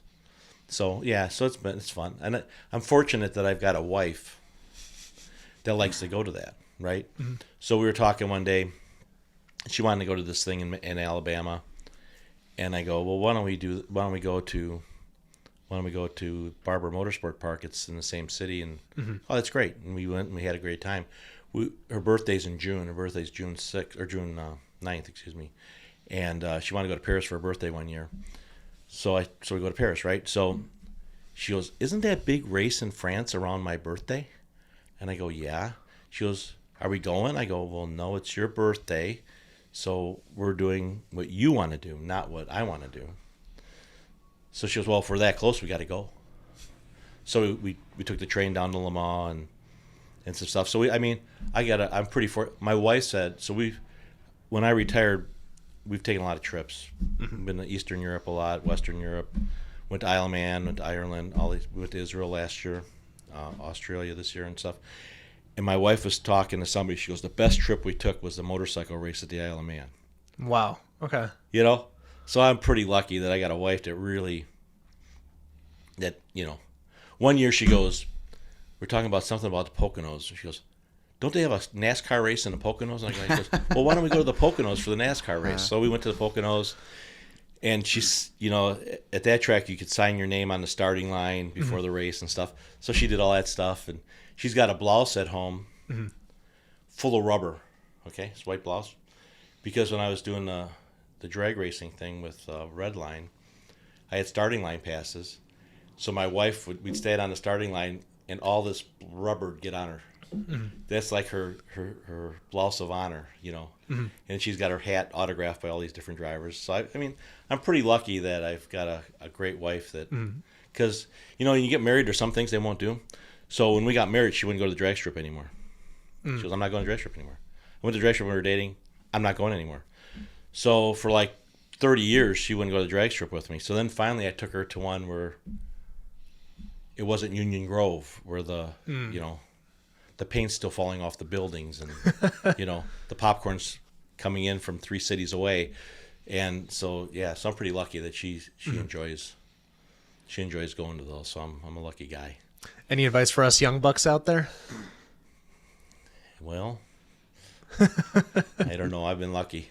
Yeah, I think it's a little bit of luck that's involved with that too, because so many guys get tied down by the wrong girl. This is like I think I harped on this for enough episodes, so that's why, like, especially my generation is rough, because, and I'm sure every generation says this, but our generation in particular, I was telling you and Mal this, is any girl can just open up her Instagram nowadays and be like, I'm sick of this one. Let's see, scroll down like it's a lottery, and I like this one. You know, it's just so much easier to replace nowadays. You know, things get tough, you don't deal with it, you just replace it. So I was telling Dan and Mal that I want to say that was at that one bar we hit. I don't know. We were all just absolutely destroyed. Vegans will do that. Yeah. I was getting my haircut, I want to say yesterday, and I was telling, my barber or whatever, that we went out, and, most of my friends are 10, 20 years older than me or whatever. He's like, oh, man, that must have sucked. They probably weren't drinking at all. I'm like, no, they're the ones that are pushing me to drink. I'm the old man of the group. Yeah. But if it's Saturday morning and you're going to wash the cars, yep, you wash your wife's car first. Yeah. Even though you're going to wash all the cars, you wash your wife's car first, right? If you're going to, when we take she likes driving the red car, the red Mustang. So when we go, I ask her if she wants to drive first. You always do their stuff first, right? Even though it doesn't matter, because you're going to wash all the cars anyway. It doesn't matter which one you wash first or one you wash last, but you wash hers first, because then that way she knows she's special, right? Well, sometimes you just got to involve them too. So I'm pretty fortunate again with Mallory as well. Like, I'll be like, hey, I'm thinking about getting into this hobby, blah, blah, blah. And be like, she's like, sounds cool. Well, then she ends up with her own car. She ends like it. You're going to go do these things, invite them with. Some guys are like, hey, I'm going to go out hang out with the guys. We're going to go wrench on whatever. Ask them if they want to go. Take them to some stuff. See what you never know what they're going to be into or not into. Sometimes I think it takes a little bit of effort on both ends. Yeah. I think so. Well, it's like, for me, it's like I typically try not to show up places unannounced. Like, I like to be, invited, or at least a hint of an invite. Like, this Texas trip, like, my buddy was like, oh, man, I'm going on down there. You going down, or are you coming down with me or whatever? I'm like, I didn't want to invite myself. Yeah. I think the same thing applies. It's like, you got to give a helping hand. Like, let me lead you on this, especially if it's like a newbie journey. So that might be it. I got to tell you, the Mustang Club, so when I had my Porsche, I joined the Porsche Club, and it was just a different kind of people. Okay. Corvette Club didn't really fit in with the Corvette Club people, but the Mustang Club people are just the nicest people in the world, okay? Mm-hmm. Like the Porsche Club, if you didn't have a 930 turbo, what are you doing here? Mm-hmm. Okay? That kind of mentality. Where the Mustang Club guys, it's like, you got a V6, 97 V6 Mustang? Hey, great. You're having fun with your car, right? Mm-hmm. Yeah. It's not this who's got the baddest and who's got the best. It's just this, let's go have a good time, okay? Mm-hmm. Like, we went to a World War II museum in far western Minnesota, okay? And they had two P-51 Mustangs, so we got to take our pictures in front of the car. My wife thought that we had a great time, right? Mm-hmm. One time they had a trip to Iowa to see the bridges of Madison County, okay? If a guy cheats on his wife, it's bad. But if a wife cheats on her husband, it's a love story. So we went down to see the bridges of Madison County. And it was just a good group of people that everybody just had a good time. Sometimes we go to wineries. We just do stuff that includes you and your spouse, right? Mm-hmm. It's not just, we're going to go to a racetrack and do track days. Well, you can do that too, but it's more stuff that you can involve your spouse with. Mm-hmm. So that's huge for some of my event planning too. Over the years, I've always had arguments with business partners or people who have a voice in structuring these events. I'm like, listen, I'm sure 70-80% of these guys are gonna bring a co-pilot that's two dudes, whatever, but wouldn't it be good to have somebody that does support your hobby and guys can go out to dinner, for example, like Ryan, you mentioned, like him and his wife would do rallies all the time together because they would have another couple that enjoyed it. So it's just structuring events like that, just get people involved. I mean, I don't know. Yeah. It's a good way to go about it. So I'm fortunate in that, she enjoys going to a lot of that, and so do I, so it all works out well. Mm-hmm. That same Mustang Club where we met. Yeah. Yeah, just we sat down at a table together randomly. He started talking to me, and we found out we were both from Hudson, and it kind of. And I could ride split my up bike there. to his house. Yeah. But I have ridden my bike to his house. Yeah. No, I cheated his electric bike, but it's Yeah, still I was a gonna bike. say it's uphill like a long way, so. but it's still rode my bike. But yeah, Yeah. so it's good. I mean, that's just it, right? So my wife, let me tell you what a great wife I got. So back when our daughters were racing go-karts, we were racing in Utica, Illinois, and you want a good pit spot, so you got there early, right? Put your tent and all your crap up, right? My wife would come up about 11 o'clock with lunch, because we were about a half hour from the track. So she'd come out with lunch at about 11 o'clock. We'd eat. And then on the way home from the go-kart races, we would go to the midget races at the local short track oval. Mm-hmm. So we'd leave the go-kart track and then go to another racetrack on the way home. Mm-hmm. Then on Sunday morning, we'd watch the Formula One race. Wow. Just the triple threat. I got a wonderful wife. That's what so it's pretty lucky. They're out there. Just gotta do some looking on that front. Yeah. So my question to you then is: so you do a lot of the substitute teaching on the just for the heck of it. It sounds like. Do you have anything? I guess what's next for you? Just travel and see the world, or Yeah, we're going to Egypt. Egypt? Okay. Yeah, we're going to Egypt next October. So we're hoping the war stuff over there gets a little bit better. Calms down. So there's a company in Ohio called Motorsport Travel. Mm-hmm. It's a British guy. He only does like Formula One races in Le Mans and Isle of Man. So I'm probably going to book a trip with him because you're going to have the factory Mustangs at Le Mans next year. Mm-hmm. You're going to have the factory Corvettes, right? And then you're going to have, obviously, you're going to have the Porsches, the BMWs, the Aston Martins. You think about the GTD class or whatever they call it now, the GT3 cars that are going to be running at Le Mans next year. You're probably going to have 7 different manufacturers in the same class. Yeah. Gotta go. Right. So we're thinking of doing that, and then we're thinking of taking a trip. We want to do a trip of northern Italy, just northern Italy. Then my grandparents and stuff are all from southern Italy, so they're talking about doing a Targa Floria recreation event where you just do the track with. Mm-hmm. So I'd like to do that. So those are the only things left. So like I've been to the Goodwood Festival of Speed. I was just about to ask you that too. Yeah, that was a lot of fun. That was a blast. That's a bucket list one for me. Yeah, so I've been to that. I've been really lucky. My wife and I were talking the other day. We've got to do some really cool shit in our life. I mean, right? I mean, my first in 2004, I went to 12 NASCAR races, all for work. Went to the Formula One race as a guest of Mercedes. Oh wow. That was pretty cool at Indy. That was 2004. Yeah. Okay. Went to, and then Optima was sponsoring the VSRA, Mm-hmm. Vintage Sports Racing Association. So I think I went to Sebring. I went to like 4 of those events that year. And what else did I do? I did something else. I mean, it was like a banner year. That's like what 20 events roughly. It was like 25 altogether Yeah. when I added them all up, and I'm like I told my wife, I go, we've gotten to do some cool shit. I mean, so we've been pretty lucky there. Like when we went to Le Mans, it was just, and then when we were flying back, and we're at the Delta Sky Club at the airport in Paris, and Robin Pratt, Pratt Miller, the Corvette guys. Yeah. Yep. Okay, they were all in the Sky Club at De Gaulle Airport. So shot the shit with them after the race, which was kind of cool for me, right? Right. And then I don't know if you know who Dan Binks is. He was the crew chief on the factory Corvettes for many, many years. He retired about 3 years ago. Mm-hmm. And I got to know him through another guy. So whenever they would test at Road America, I'd get to go to their test sessions at Road America. Nice. Yeah. I drive my yellow Corvette, right? Mm-hmm. Of course. And I bought a yellow Corvette. The only reason I bought a yellow Corvette was because the yellow Corvette race cars look so cool. Mm-hmm. So, yeah. So it was, we've had some real good. We've been very fortunate in that we've been able to do. I mean, like when we went to Australia, and it was 2 or 3 weeks before the Formula One race. Mm. So I hired me a cab driver. I told him I want to go to Albert Park. And he goes, Albert Park's a really big park. What part Albert Park do you want to go to? I go, where they have the Formula One race. Oh, he goes, I know where to take you. So he took me, and you had the thing said Melbourne, had all the stands and stuff where they were building all this stuff. He drove me around No, I'm paying him, right? It's a taxi cab. But so what? He drove me around the whole thing. I got to see the whole course. The only part he didn't tell me was he took me backwards.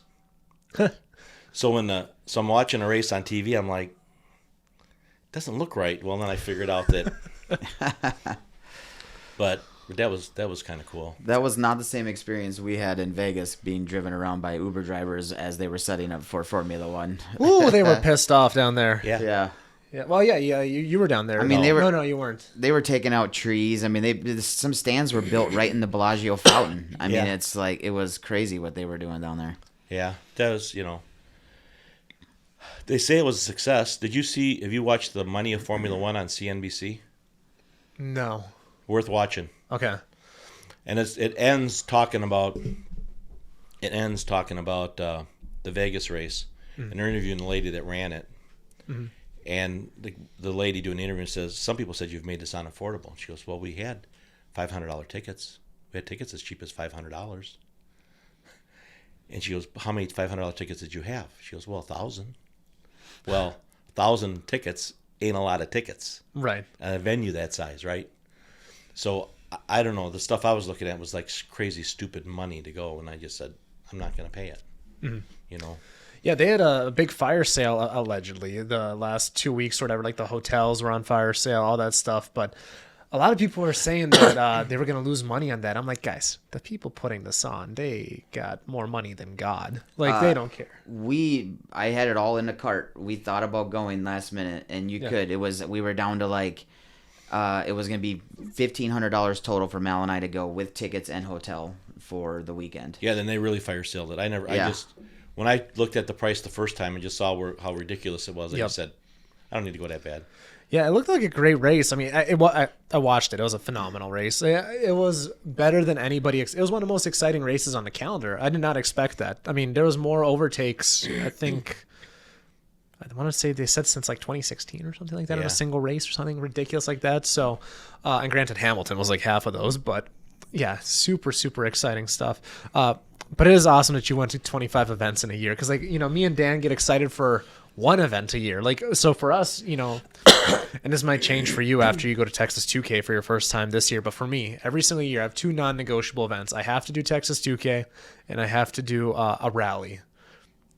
And that's non-negotiable. So that's why if I ever do fall back into a career, I'm going to be like, these dates and these dates, forget my number. So if there was a way I could do all that to hit 15, 20 events a year, that'd be the dream job. Yeah, but it was only 1 year. Yeah. But it was still... Well, I'm sure you're hitting track events every year there, like not 20, but... Yeah, I not like I used to. To me, it's just... Yeah. I've gotten older and I just... Right, yeah. It's not as much... I mean, it's like going to SEMA.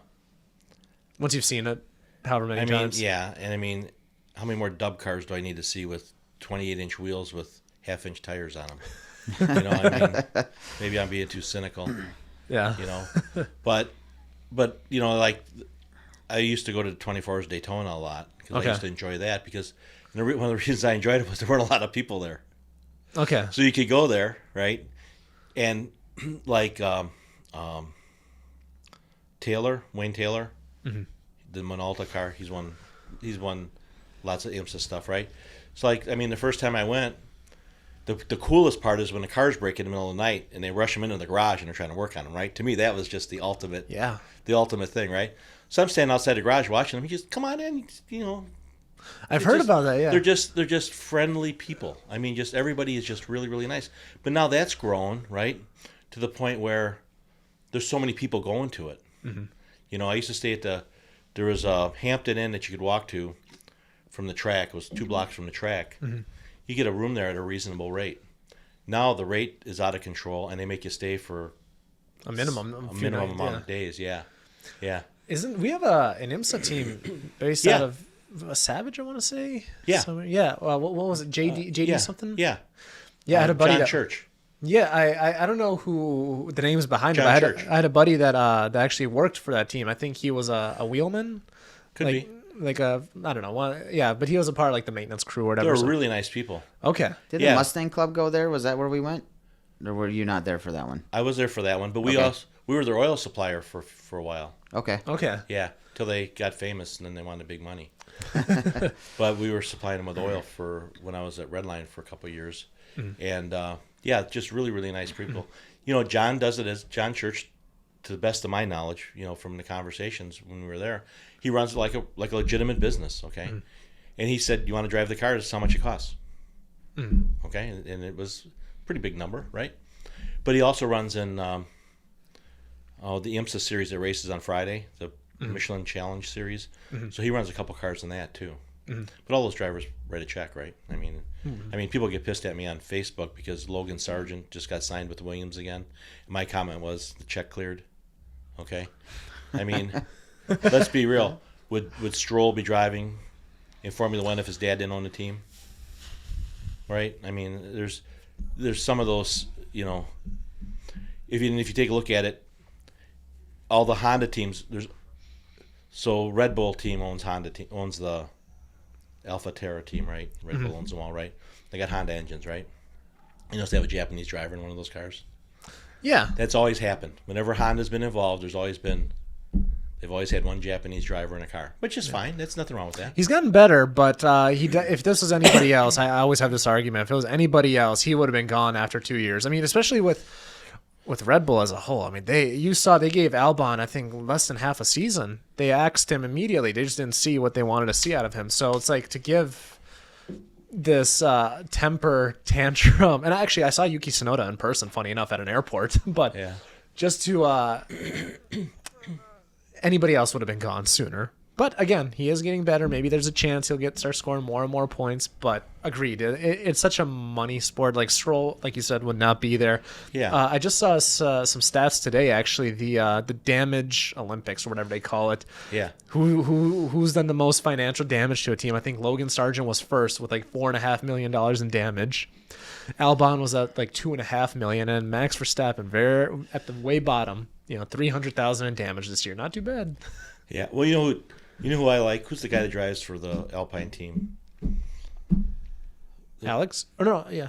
No. Who's the other guy? French guy. Oh no, sorry. Gasly and Pierre Gasly. Yeah. I cheer for him just because I like his name. Yeah. Pierre Gasly. That just sounds like a cool name. Yeah. Well, he's consistent too. Like, Yeah. you know, it purely depends on the car for him. If he has a decent car, like for the last 2 years, he's usually been in that like 4th, 5th range. This year, he was like in that, I don't know, 8th, 9th. I can't even remember anymore. But he's consistent. Just give him a good car. I guarantee you that he would probably be 1st and 2nd if he had a 1st and 2nd capable car. So I got a question for you. Yeah. Will Andretti ever get a team in Formula One?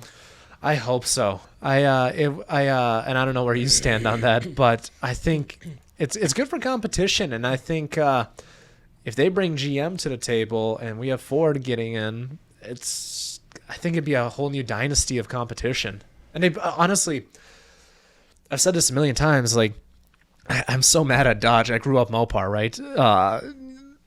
GM and Ford are just crushing it right now. They're just doing everything they possibly can to innovate, especially Ford. I think Ford's even beating GM in that regard. You know, again, they're doing everything for motorsports, from drifting to what's it called? They're building the GTD, all these various things. And GM, you know, they have a couple things to their name, like, you know, the IMSA stuff. Yeah. Because isn't JD Motorsport or whatever? Aren't they? They're a Porsche team now. Are they Porsche? They were Cadillac They before, were right? Cadillac, Yeah. yeah. When did they go to Porsche? When they went to the hybrid era. Okay, so that must not have been too long ago. This year. This year, okay. This year was the first year of the hybrid era, right? I don't follow it very closely, but that's interesting. I always thought they were. Yeah, because they didn't get their car till halfway through the season. Wow. Okay. So they were running in LMP 2 and 3. Okay. I think they were in LMP 3. And they're also I did not know they were naturally. So what were they? They were turbo cars before, right? Or what were they? Or They were normally aspirated. Those Cadillacs were normally aspirated. Interesting. Cadillacs now are normally aspirated too. Okay. The Porsches are turbo.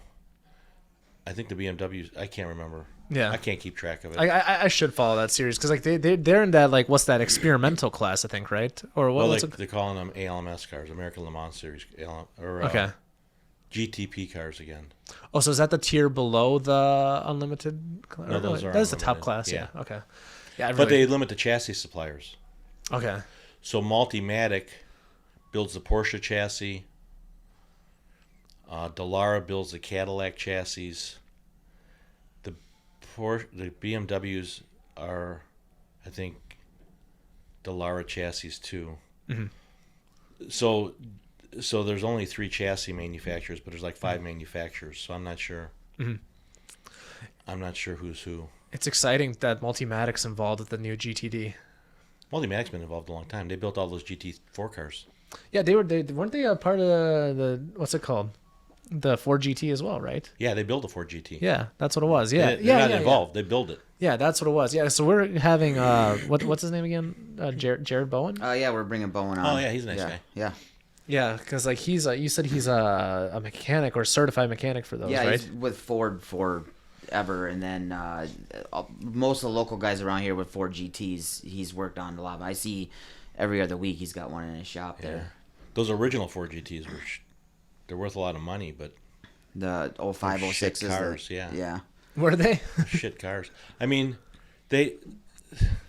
so some of the parts were built by Roush, some of the parts were built by Celine. Okay. And then they assembled them at the Lincoln plant that was near my house in Novi. And the brakes were there were a lot of we were making a black Optima battery for those cars, and we sold them so many batteries because the electrical system had so many problems that then finally they sent everybody a battery charger because the batteries were going dead. I mean, they weren't a very good car. Interesting. In my opinion. I mean, based upon what I think they had trouble selling them too. Every dealer got so many, and they were like basically they were getting them discounted there towards the end. Were they that? I don't remember that, but I know that they weren't that good a car, and nobody had full control over ownership of it. So I think that didn't help either, right? So like nobody's head was on the chopping block for any issues, right? Yeah. So if you have a problem at the plant that assembled it, well, they blamed it on Celine. Well, Celine said no, it was designed by Roush, and they just if you go to Roush's, you ever been to Roush's museum in Livonia? I have. Yeah, so you've been in there. Did they have any of the GTs there, prototype GTs there when you were there? I don't think they did. Okay. They have like another warehouse because I was wanting to see some cars too that I knew they had, and they didn't. They were like, "Oh, that's over here doing this, this, and this." Was that the one that had the airplane hanging on the wall where they almost killed him? Is that the one you went to? I went to wherever their Roush, their like headquarters or wherever it was. I think it was in Livonia. It was like it's just a little building in an industrial neighborhood. Yeah, and then they just had a bunch of cars just parked in there, right? Yep. Yeah. Yeah, on the other side of that one wall, you go through a garage door to another part of that building, and hanging on the wall is that airplane that almost killed him. And that plane he crashed in the water and almost drowned. Oh, really? Yeah. It's hanging on the wall there. Just kind of cool. But yeah, so it's the cool thing about living in Detroit is seeing the cars that your neighbors bring home from work. Really? That's the real rush. Or going to a gas station and you see this camo car sitting there and you're trying to figure out what the hell I it see is. pictures on all of the pages all the time when they're doing it. So it's kind of cool when you live there and you get to see that stuff. I mean, I was in the Chrysler headquarters that now they say they're going to sell. Oh, really? Yeah, I don't know if it's true or not, but they say they're going to sell it. In the basement is where they had all the labs, like the test lab for batteries, the wind tunnels, all that crap. When they got back into NASCAR, they had like 30 cars lined up that were just fiberglass bodies. They were just bodies with wheels, no chassis, no nothing, that they were putting in the wind tunnel to see how they cut the air. It was it's kind of cool to see that stuff. You don't see that in Hudson, Wisconsin. Right. No, I've been trying to sell him on a trip to Detroit to go check some of that stuff out. I was like, if you're into automobiles and you haven't been to that town to just kind of bum around a little bit, there's so many cool things to see there. Yeah. Yeah, that reminds me, I got to respond to an email today trying to see if we can do something with M1 Concourse over there. I don't know. The route would make sense. So we're trying to plan some events for next year, and a few come to mind, but we'll see what happens on that front. That's an off-camera discussion. We can get into the weeds on that one, but yeah, I've always wanted. I've only gone to Detroit once. So last year a year and a half ago, I went out there. My buddy picked up a very tuned-up Porsche. I want to say 800 wheel horsepower. It was only at like 600 at the time because there was no meth in it and all that dumb stuff. But what a headache, by the way. But flew out, and I think I saw Detroit from a distance, and we just drove straight through. I mean, we flew in around 8 a.m. We were back home by 8 p.m. Well, that Dream Cruise is kind of fun. Okay. if you ever get to go to that, that's worth going to. Okay. I've been that's been on my list of things to go Yeah. do. All the That's- ASC McLaren guys want me to get my car out there for that one in a little group Ooh, because they that'd get be cool. they get a little group together Okay. for that. Yeah. So that's fun. It was when I left Detroit. I left in 2008. It wasn't very good because the economy had tanked. Yeah. Everything was pretty bad. But the years before that we went, it was a lot of fun. And like I say, my wife enjoyed going too. So that makes life even better. Yeah. Do you head back there at all? Not so much. No, I did when I was still working, Ah. but I don't. I have no reason to go there anymore. Yeah, fair enough. Yeah. I'm curious. This question escapes me. When you went to Goodwood, did you also go to Silverstone for the No, race? but I went. No, Okay. I went there for something else though. Okay. So I worked for a truck suspension company in the early '90s, and a friend of mine,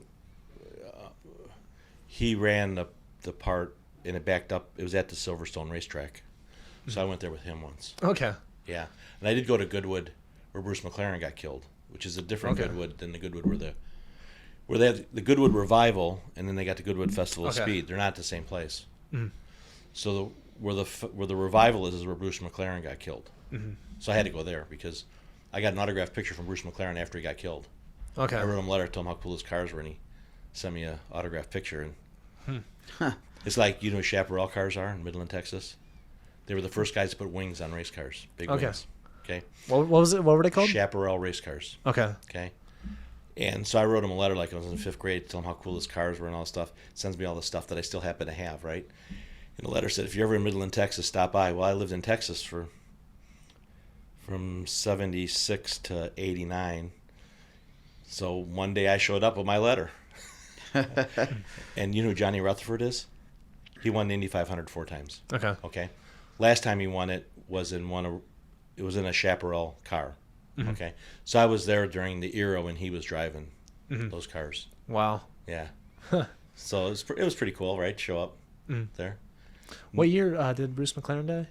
Roughly. 69-ish. Okay. Gotcha. 69. Gotcha. Because my other favorite driver, Jochen Rindt, got killed the same year. Okay.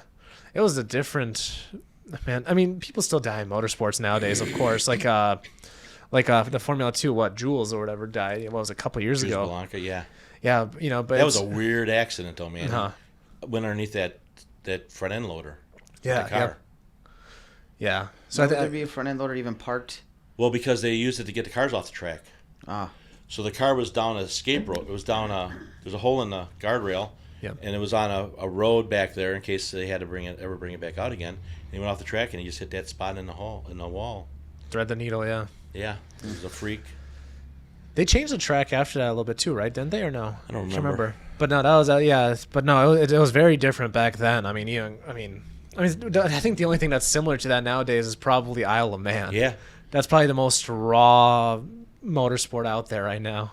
back then there was bold race car drivers and old race car drivers, but there weren't many bold old race car drivers. Yeah. Right? I don't know if you watched 60 Minutes. Did a thing on Isle of Man about 4 weeks ago. No.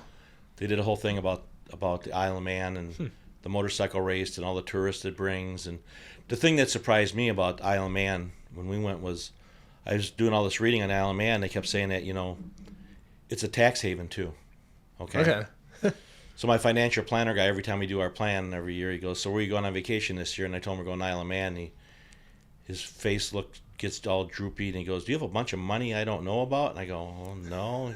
Then I figured out that people go there to hide money. Mm-hmm.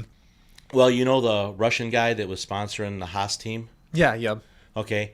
He had one of his jets parked at the Isle of Man airport. Okay, when all this stuff went down. So, but yeah, they did a real nice story about Isle of Man Okay. on 60 Minutes. What a weird situation, by the way, when this whole when the Russia-Ukraine thing kicked off. When you had Nikita or whatever at Haas, and his dad's like really in with Putin. That was a weird situation to be in, man. I met Putin's son once. Really? Yeah. Okay. So remember the Chrysler Sebring? Uh huh. So there's a company called Gaz, G-A-Z. It's a car company in Russia. Mm-hmm. In 2005, they bought all the tooling for Chrysler to build that car in Russia. Well, it's got a side terminal battery that goes in the fender well on the driver's side. You can't buy side terminal batteries in Europe. Okay. So they came to the U.S., and Johnson Controls made the interiors for those cars too. So they came to our office in Plymouth, Michigan, and we sat down with all the Russians and on how we were going to be able to supply them parts in Russia for those cars. So, and Putin's son was the one running the deal. Huh. So that was kind of cool. Or son-in-law, excuse me. Son-in-law, not son. Son-in-law. So that was kind of cool. So because they had to be packaged a special way to freight them over there. I learned a lot. It was... And what was that? That was the 90s, 2000s? 2004-ish. Yeah, yep, 2000. yeah. 5-ish. 5-ish. Okay. Something like that. Man, well, you had to think about like where they're at economically at that point, because that was, after the Cold War by like 10, 15 years. Yeah. Because the Cold War ended early 90s, I think, right? Late 80s. Yeah. Late 80s, yeah, that's right. Oh, yeah, I'm getting Reagan. confused. Yeah, because so actually, I'm curious, just because you said you travel a little bit to Eastern European countries. Any particular countries you've been to? Poland. We've been to Prague. Okay. We've been to Budapest. That whole. Yeah, that whole stretch over there. That whole deal over there. Yeah, I'm just curious because I'm Bosnian, so I We went there. Did you? Okay. Yeah. Like Sarajevo and all that? Yeah. Okay, nice. Yeah. Was that before the conflict or after? Oh, way after. Way after? Okay. Way. So, Gotcha. my wife liked John Paul II, the Pope John Paul II. Mm-hmm. So, I bought her a trip to Poland, and we went and saw all that stuff when we went on that trip to go see all this John Paul II stuff. So, and then we did a river cruise from Budapest to Switzerland on another trip. So we got to see more. When we went to Prague, I don't remember. But yeah, seen a little bit of everything, man. That's a life well lived. I hope to get to that point. I mean, I'm slowly getting there. Thankfully because of Dan and other Dan, and just lots of life experiences. But yeah. I'm running out of steam here. I mean, how are you doing? We can keep going. We can keep cooking. Whatever you want to do. So, do you want to do the usual 3, or do you have some more questions you want to pop off? I just had a real quick question about Johnson Controls. How long were you with Johnson Controls? 15 years. 15 years. So you say, would that be where you've been seen more of those unique things like that as working with them? No.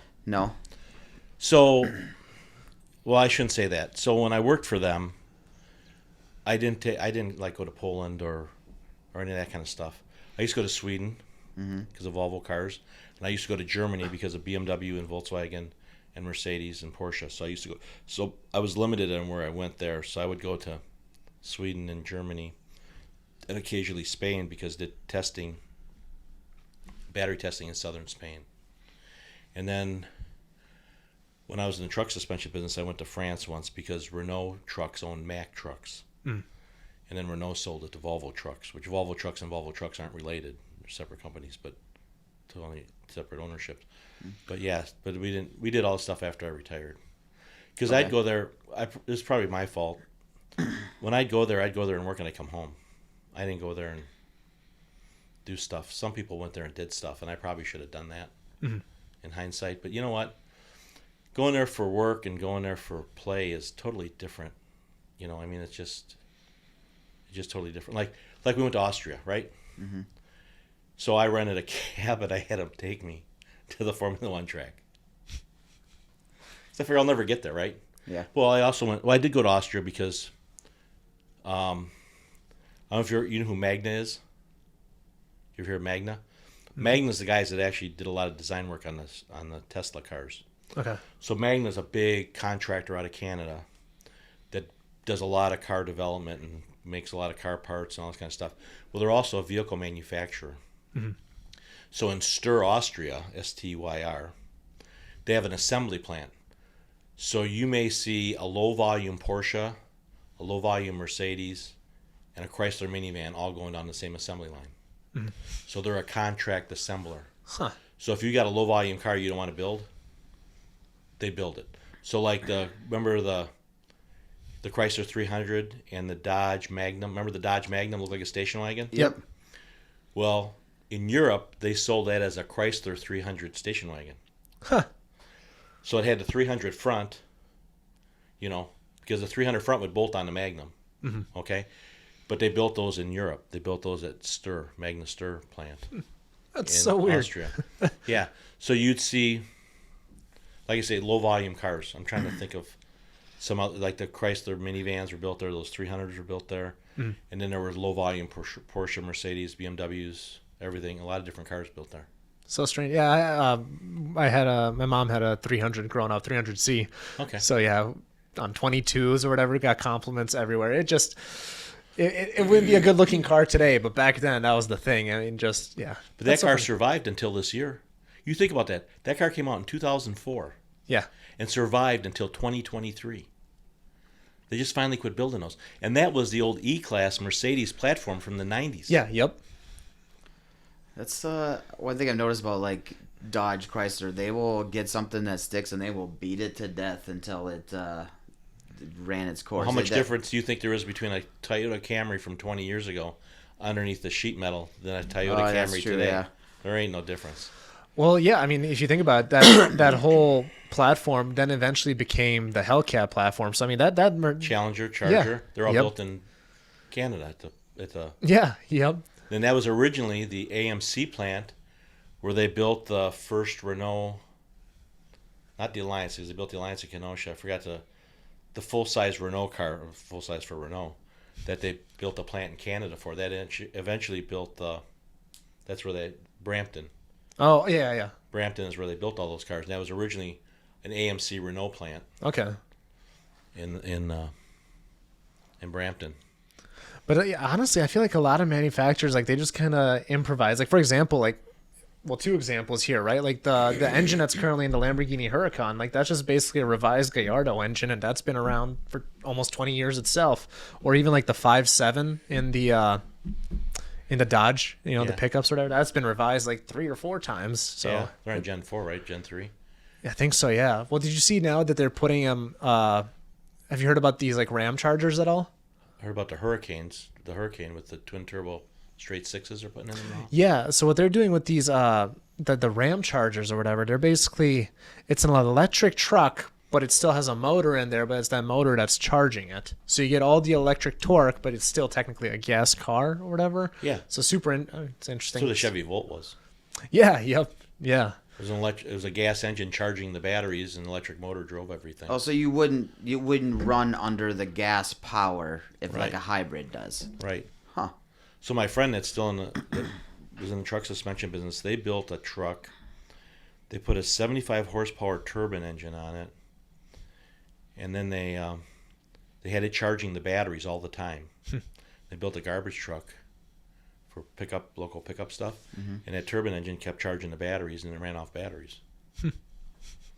Nobody ever came out with it, but it's kind of cool to think.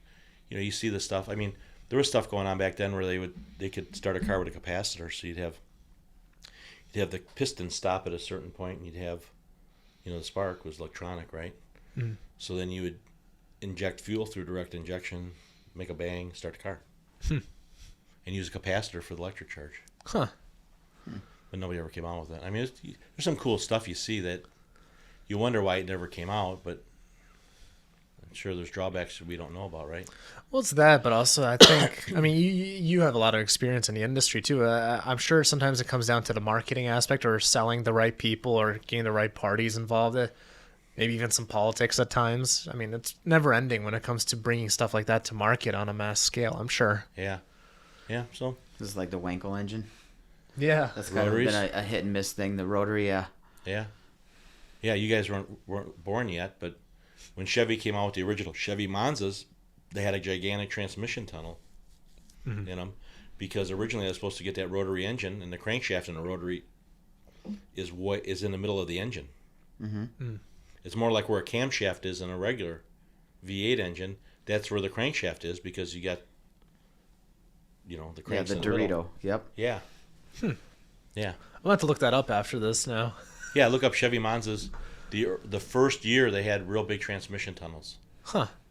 Because they were going to put rotary engines in them. And then they had emission problems and all kinds of other stuff. Man, imagine if they had rotaries and freaking Chevys, dude. Yeah. Yeah. Yeah, you when you look back in time like that, it's like there's these moments in time where everything could have just went a completely different direction.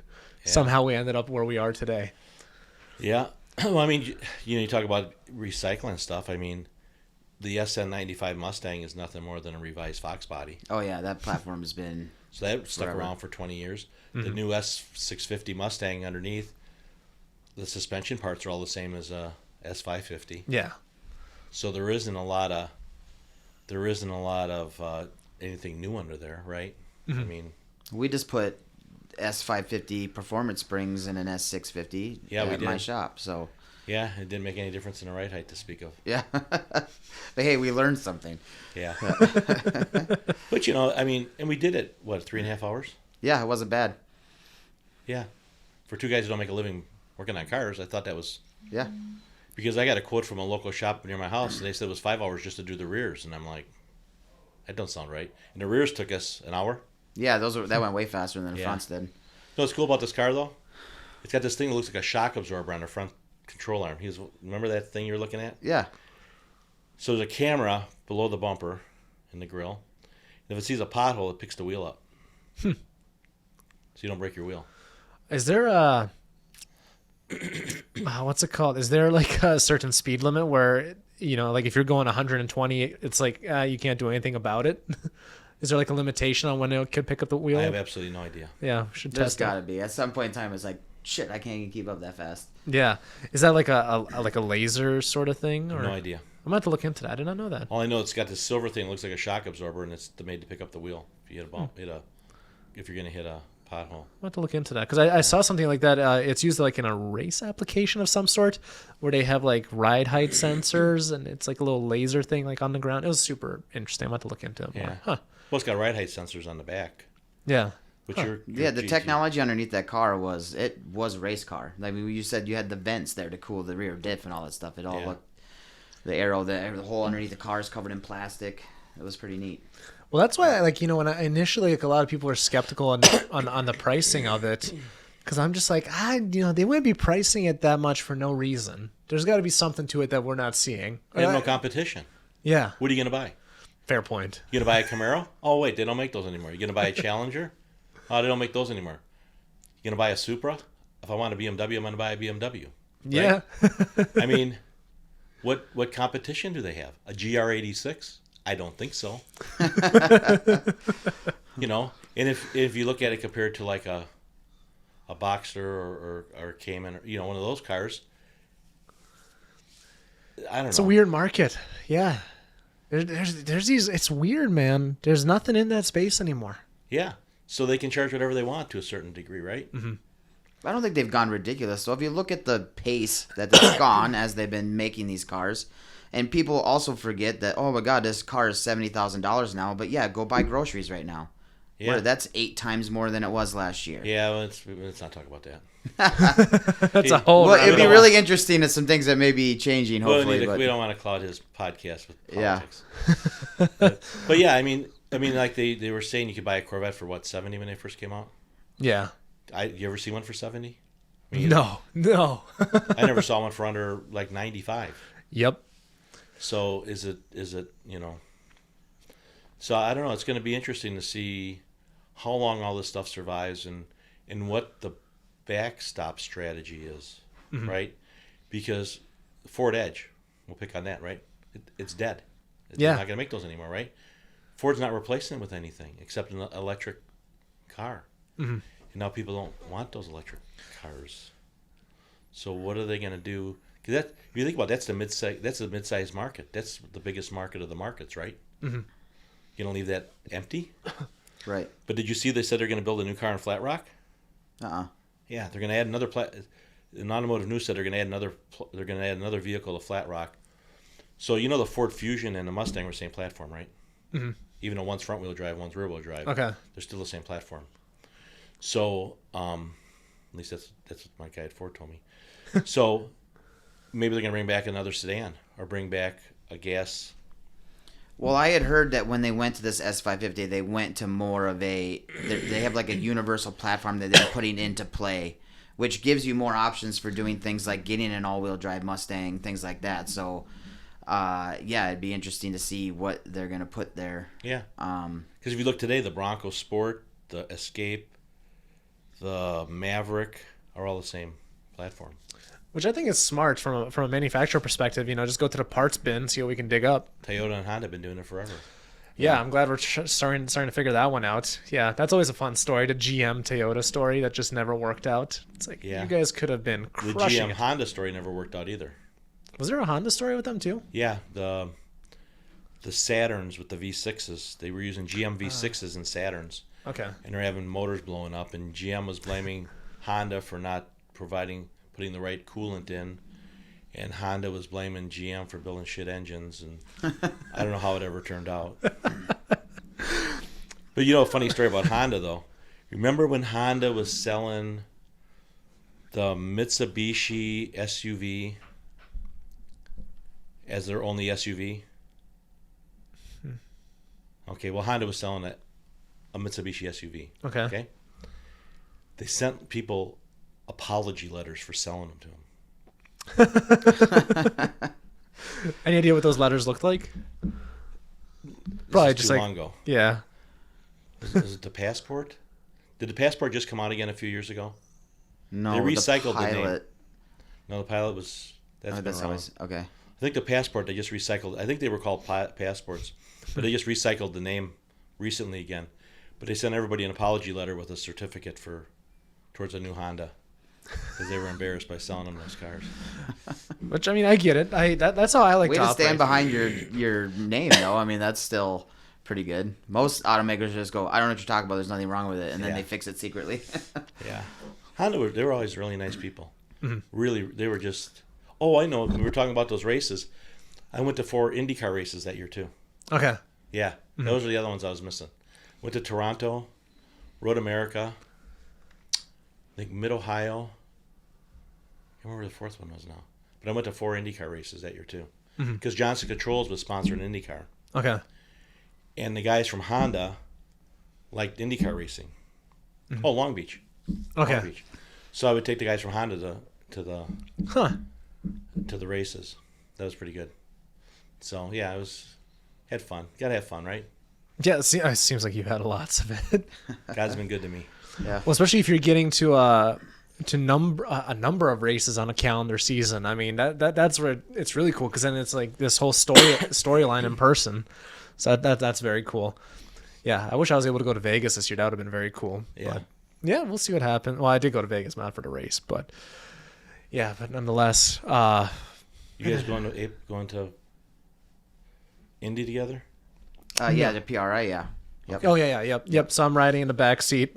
So Yeah. What are you taking? Your wife's car? I was going to, but it's getting some. My track bar, I guess, was a little crusty, so it would. It looked fine when I looked at it, but under pressure, it would kind of bend, and so Oh, it's a the little Panhard bar? squishy.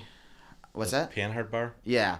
So it's in there getting all kinds of front end stuff right now. It's up at Dan's shop, my buddy Midwest Diesel in up in Roberts there. So he's giving it the full treatment, fixing more 7.3 oil leaks.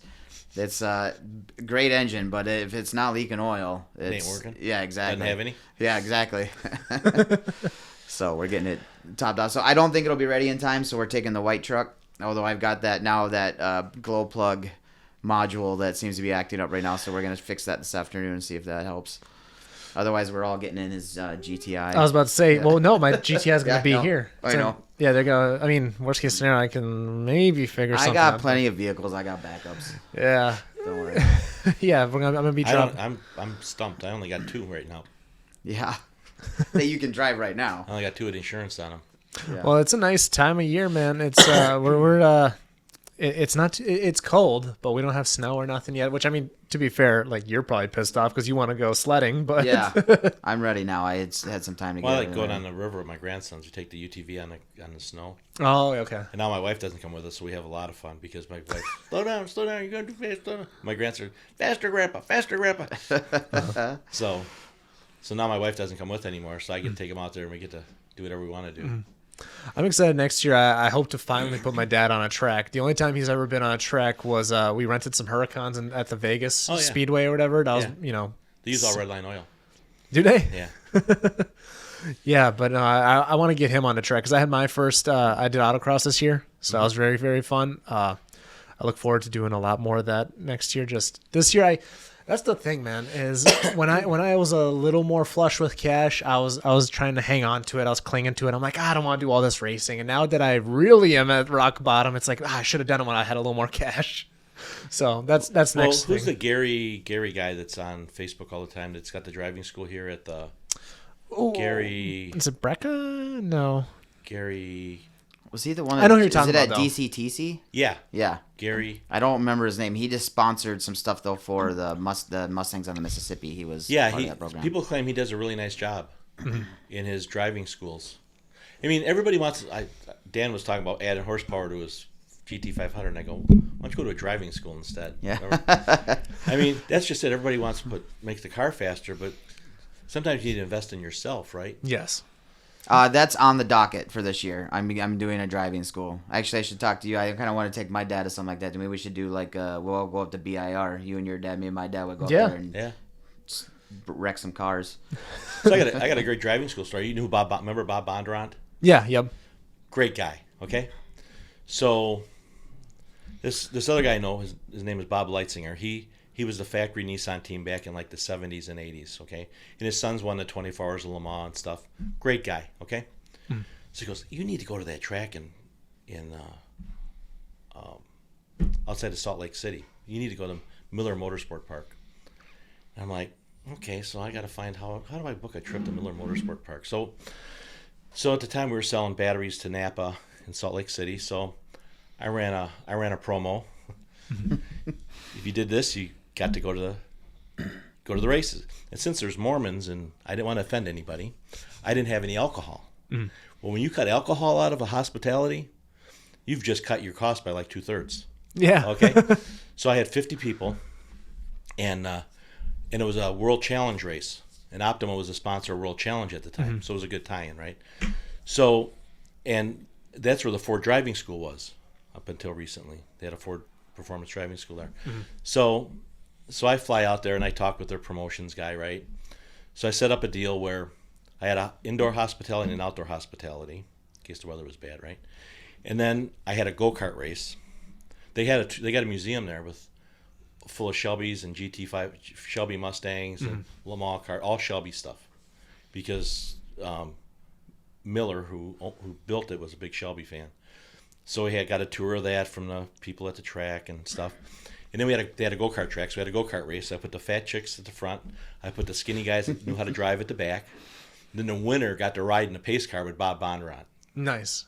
It was a blast. That was a fun trip. That was 2000. I think I did that in 2010. That was a blast. And Bob was just telling us about when he got married he got married on the track at Monaco. Wow. Okay. To his current wife, the wife he had when he died. Okay. And he goes, yeah, Bernie Ecclestone said I couldn't do it. And he goes, I did it anyway. Fuck Bernie. It was so funny. It was a good time. It was a good time. This is what you just showed me the other day. You have his cell phone number in your phone. I still got his cell. Yeah, I was clearing out phone numbers out of I'm going through my phone thing, and here's Bob's I still got his cell phone number in there because he goes, you come out to Phoenix, and he goes, and we'll go trash some cars. He goes, we'll have a good time. And then he died. But yeah, I did go to his driving school though. I didn't go to college till I was old, so my employer paid for all my college tuition and all my books and everything. So I saved all the book money and I went to Bondurant's driving school when he had it. They had one in Indianapolis for a weekend at Indianapolis Raceway Park. So my wife and kids and we all went to IRP for Dad to go to race driving school. Still can't drive. But it was fun, right?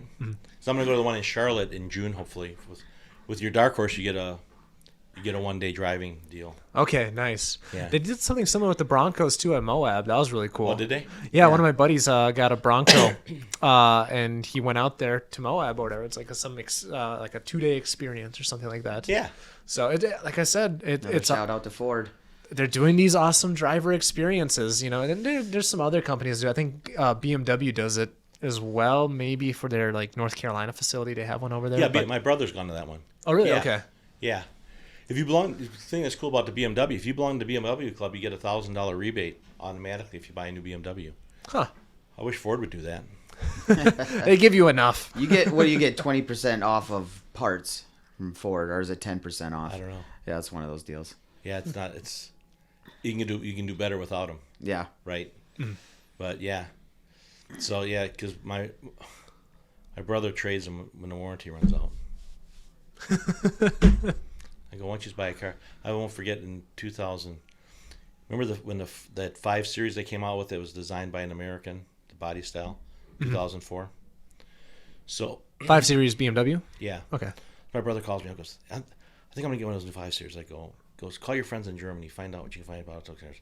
So I call my guy up. He goes, you don't want one. He goes, the batteries keep going dead. Okay, well then there was a incident in my brother's life, and I flew to Atlanta. He lives in Atlanta, and there was the car sitting in his driveway. I go, I told you not to buy it. Wait a year to buy it. Well, I wanted it. Okay. Well, and then he calls me one day. He goes, yeah, I go out of town. I come back. The battery's dead at the airport. I told you not to buy it. You know, so surprisingly, he kept that car. He still has that car. I don't know why he kept that car. And for some reason, he kept that car. Then he was going to give it to one of his grandkids, and his son goes, we can't afford to own that car. Yeah. You know, so.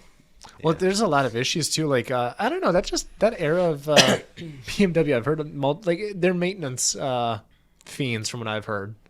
At least that particular era. Like even like when you look at the M5s and the M6s or whatever with the V10, it's like, oh man, those suckers. Like you had to. I think it was a bearing issue or whatever. So like one of my friends, you basically have to spend what the car is worth in maintenance, just to, prevent it from blowing up. We'll buy an S-Class Mercedes Yeah.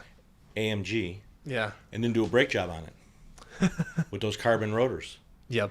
And the rotors and pads and stuff cost more than a car's worth. Yeah. Yeah. Yep. Yeah. So okay. Yeah. Because we have the AMG GTR and that has the carbon on there. So that's that'll be a maintenance thing for another day. But yeah, thankfully they last forever. That's the theory. In theory, yeah. Yeah. Yeah. So you want to do the usual 3, Dan? Sure. So at the end of every episode, we ask our guests if you had unlimited budget, only thing is your imagination. If you could pick 3 cars, daily, a track car, and a show car, what would your 3 cars be? Ooh. This is an interest. I was kind of excited for this question with you. Actually, my daily car I think that Dark Horse is going to be a great daily driver car. Yeah? I mean, does it have a back seat? It says it does, right? Yeah. So if I got to take my grandson someplace, I can do it. But I can do it if I need to. I can buy gas for it any place. I can get an oil filter for it any place, right? So for my daily, I think I got the car that I'd like to have as a daily. The track car, I think I'd like a F430 Ferrari. Okay. I wanted one of those real bad one time, and I was going to buy one. I lean towards those over the 458 personally. Yeah, I just like F430s. And that was last year, you get a manual transmission in a Ferrari. Yeah. So I thought about one of those, and then I found out to keep the value up, you have to take them to a Ferrari dealer for service and everything. And I could afford to buy it, but I couldn't afford to own it. And then a show car. What would I want for a show car? Never really been into show cars. Well, they say race cars are show cars. Yeah. Yeah, I don't know. That's a tough one. I don't know. So would you do like a resto model some kind? Would you go older, newer? Well, if there weren't 9,562,712 69 Camaros, I think there's more 69 Camaros today than there were in 69.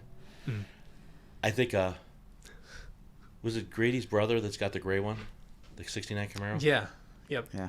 Something like that. Okay. Okay. That thing sounds like a banshee. That thing is Doesn't they have a crazy. Schwartz? I think it's got a Schwartz chassis, doesn't it? I think I may have heard that. Yeah. Yeah. It's been a while since I've He's a done real my nice digging. guy. I talked to him. But yeah, something like that. Okay. Yeah. I mean, like the Spring Brothers stuff and all that kind of stuff. That stuff does absolutely nothing for me. Especially when you find out that half those cars don't drive worth a shit. Yeah. So yeah. So I guess those would be my 3. Okay. Yeah.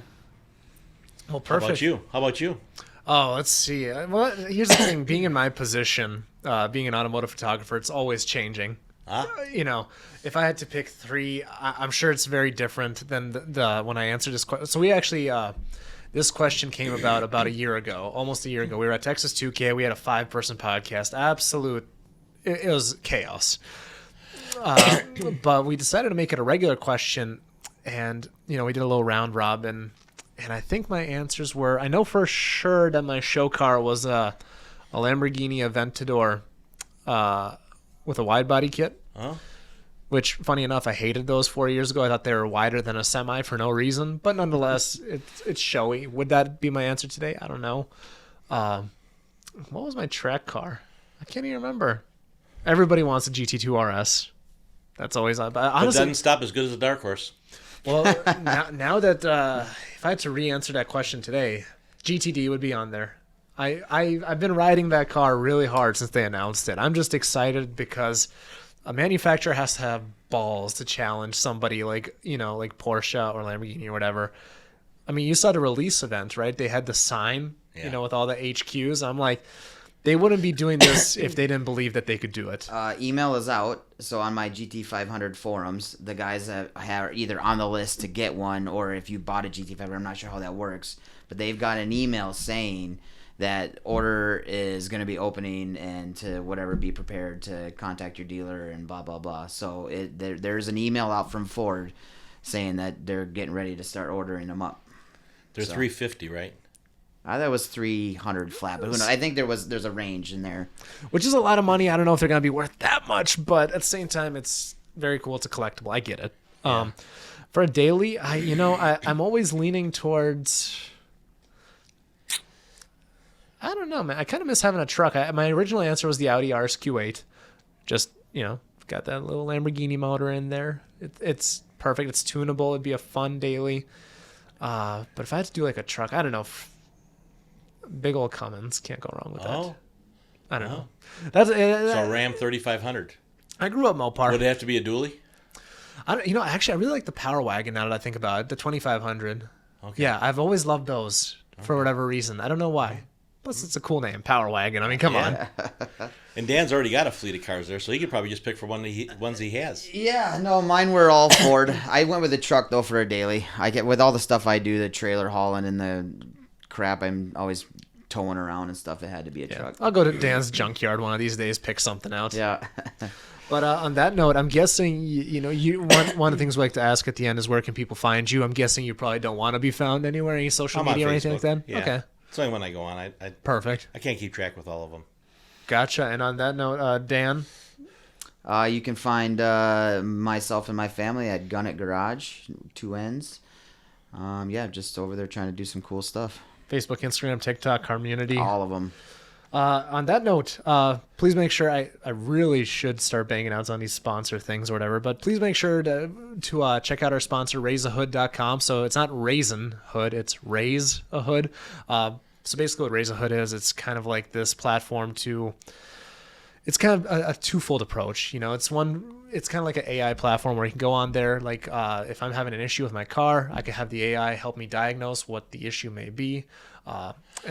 And then the other aspect of the platform is it's kind of like telehealth, but telemechanics. So, if you got a boo-boo, you got to see the doctor, you're like, this doesn't look right, doc. You kind of do the same thing with your car. Like, this squeak doesn't sound great. So you can kind of set up an appointment with a telemechanic, and in the long run, it can save you, on average, they say about $1,000 on a repair. So, Wow. I really should get on that official promo sooner or later. Yeah, but, well, from what he said, it does a lot of, there's a lot of unnecessary charges sometimes when you go to shops and things. So they said run it through us and we'll help you avoid those situations. Exactly. I mean, at the end of the day, we're car enthusiasts. We know when we're getting scammed. So when we know we're getting scammed, we kind of get away from it. But to the average Joe, it's like, I remember one particular story that Michael brought up. He was sharing this with one of his employees or whatever.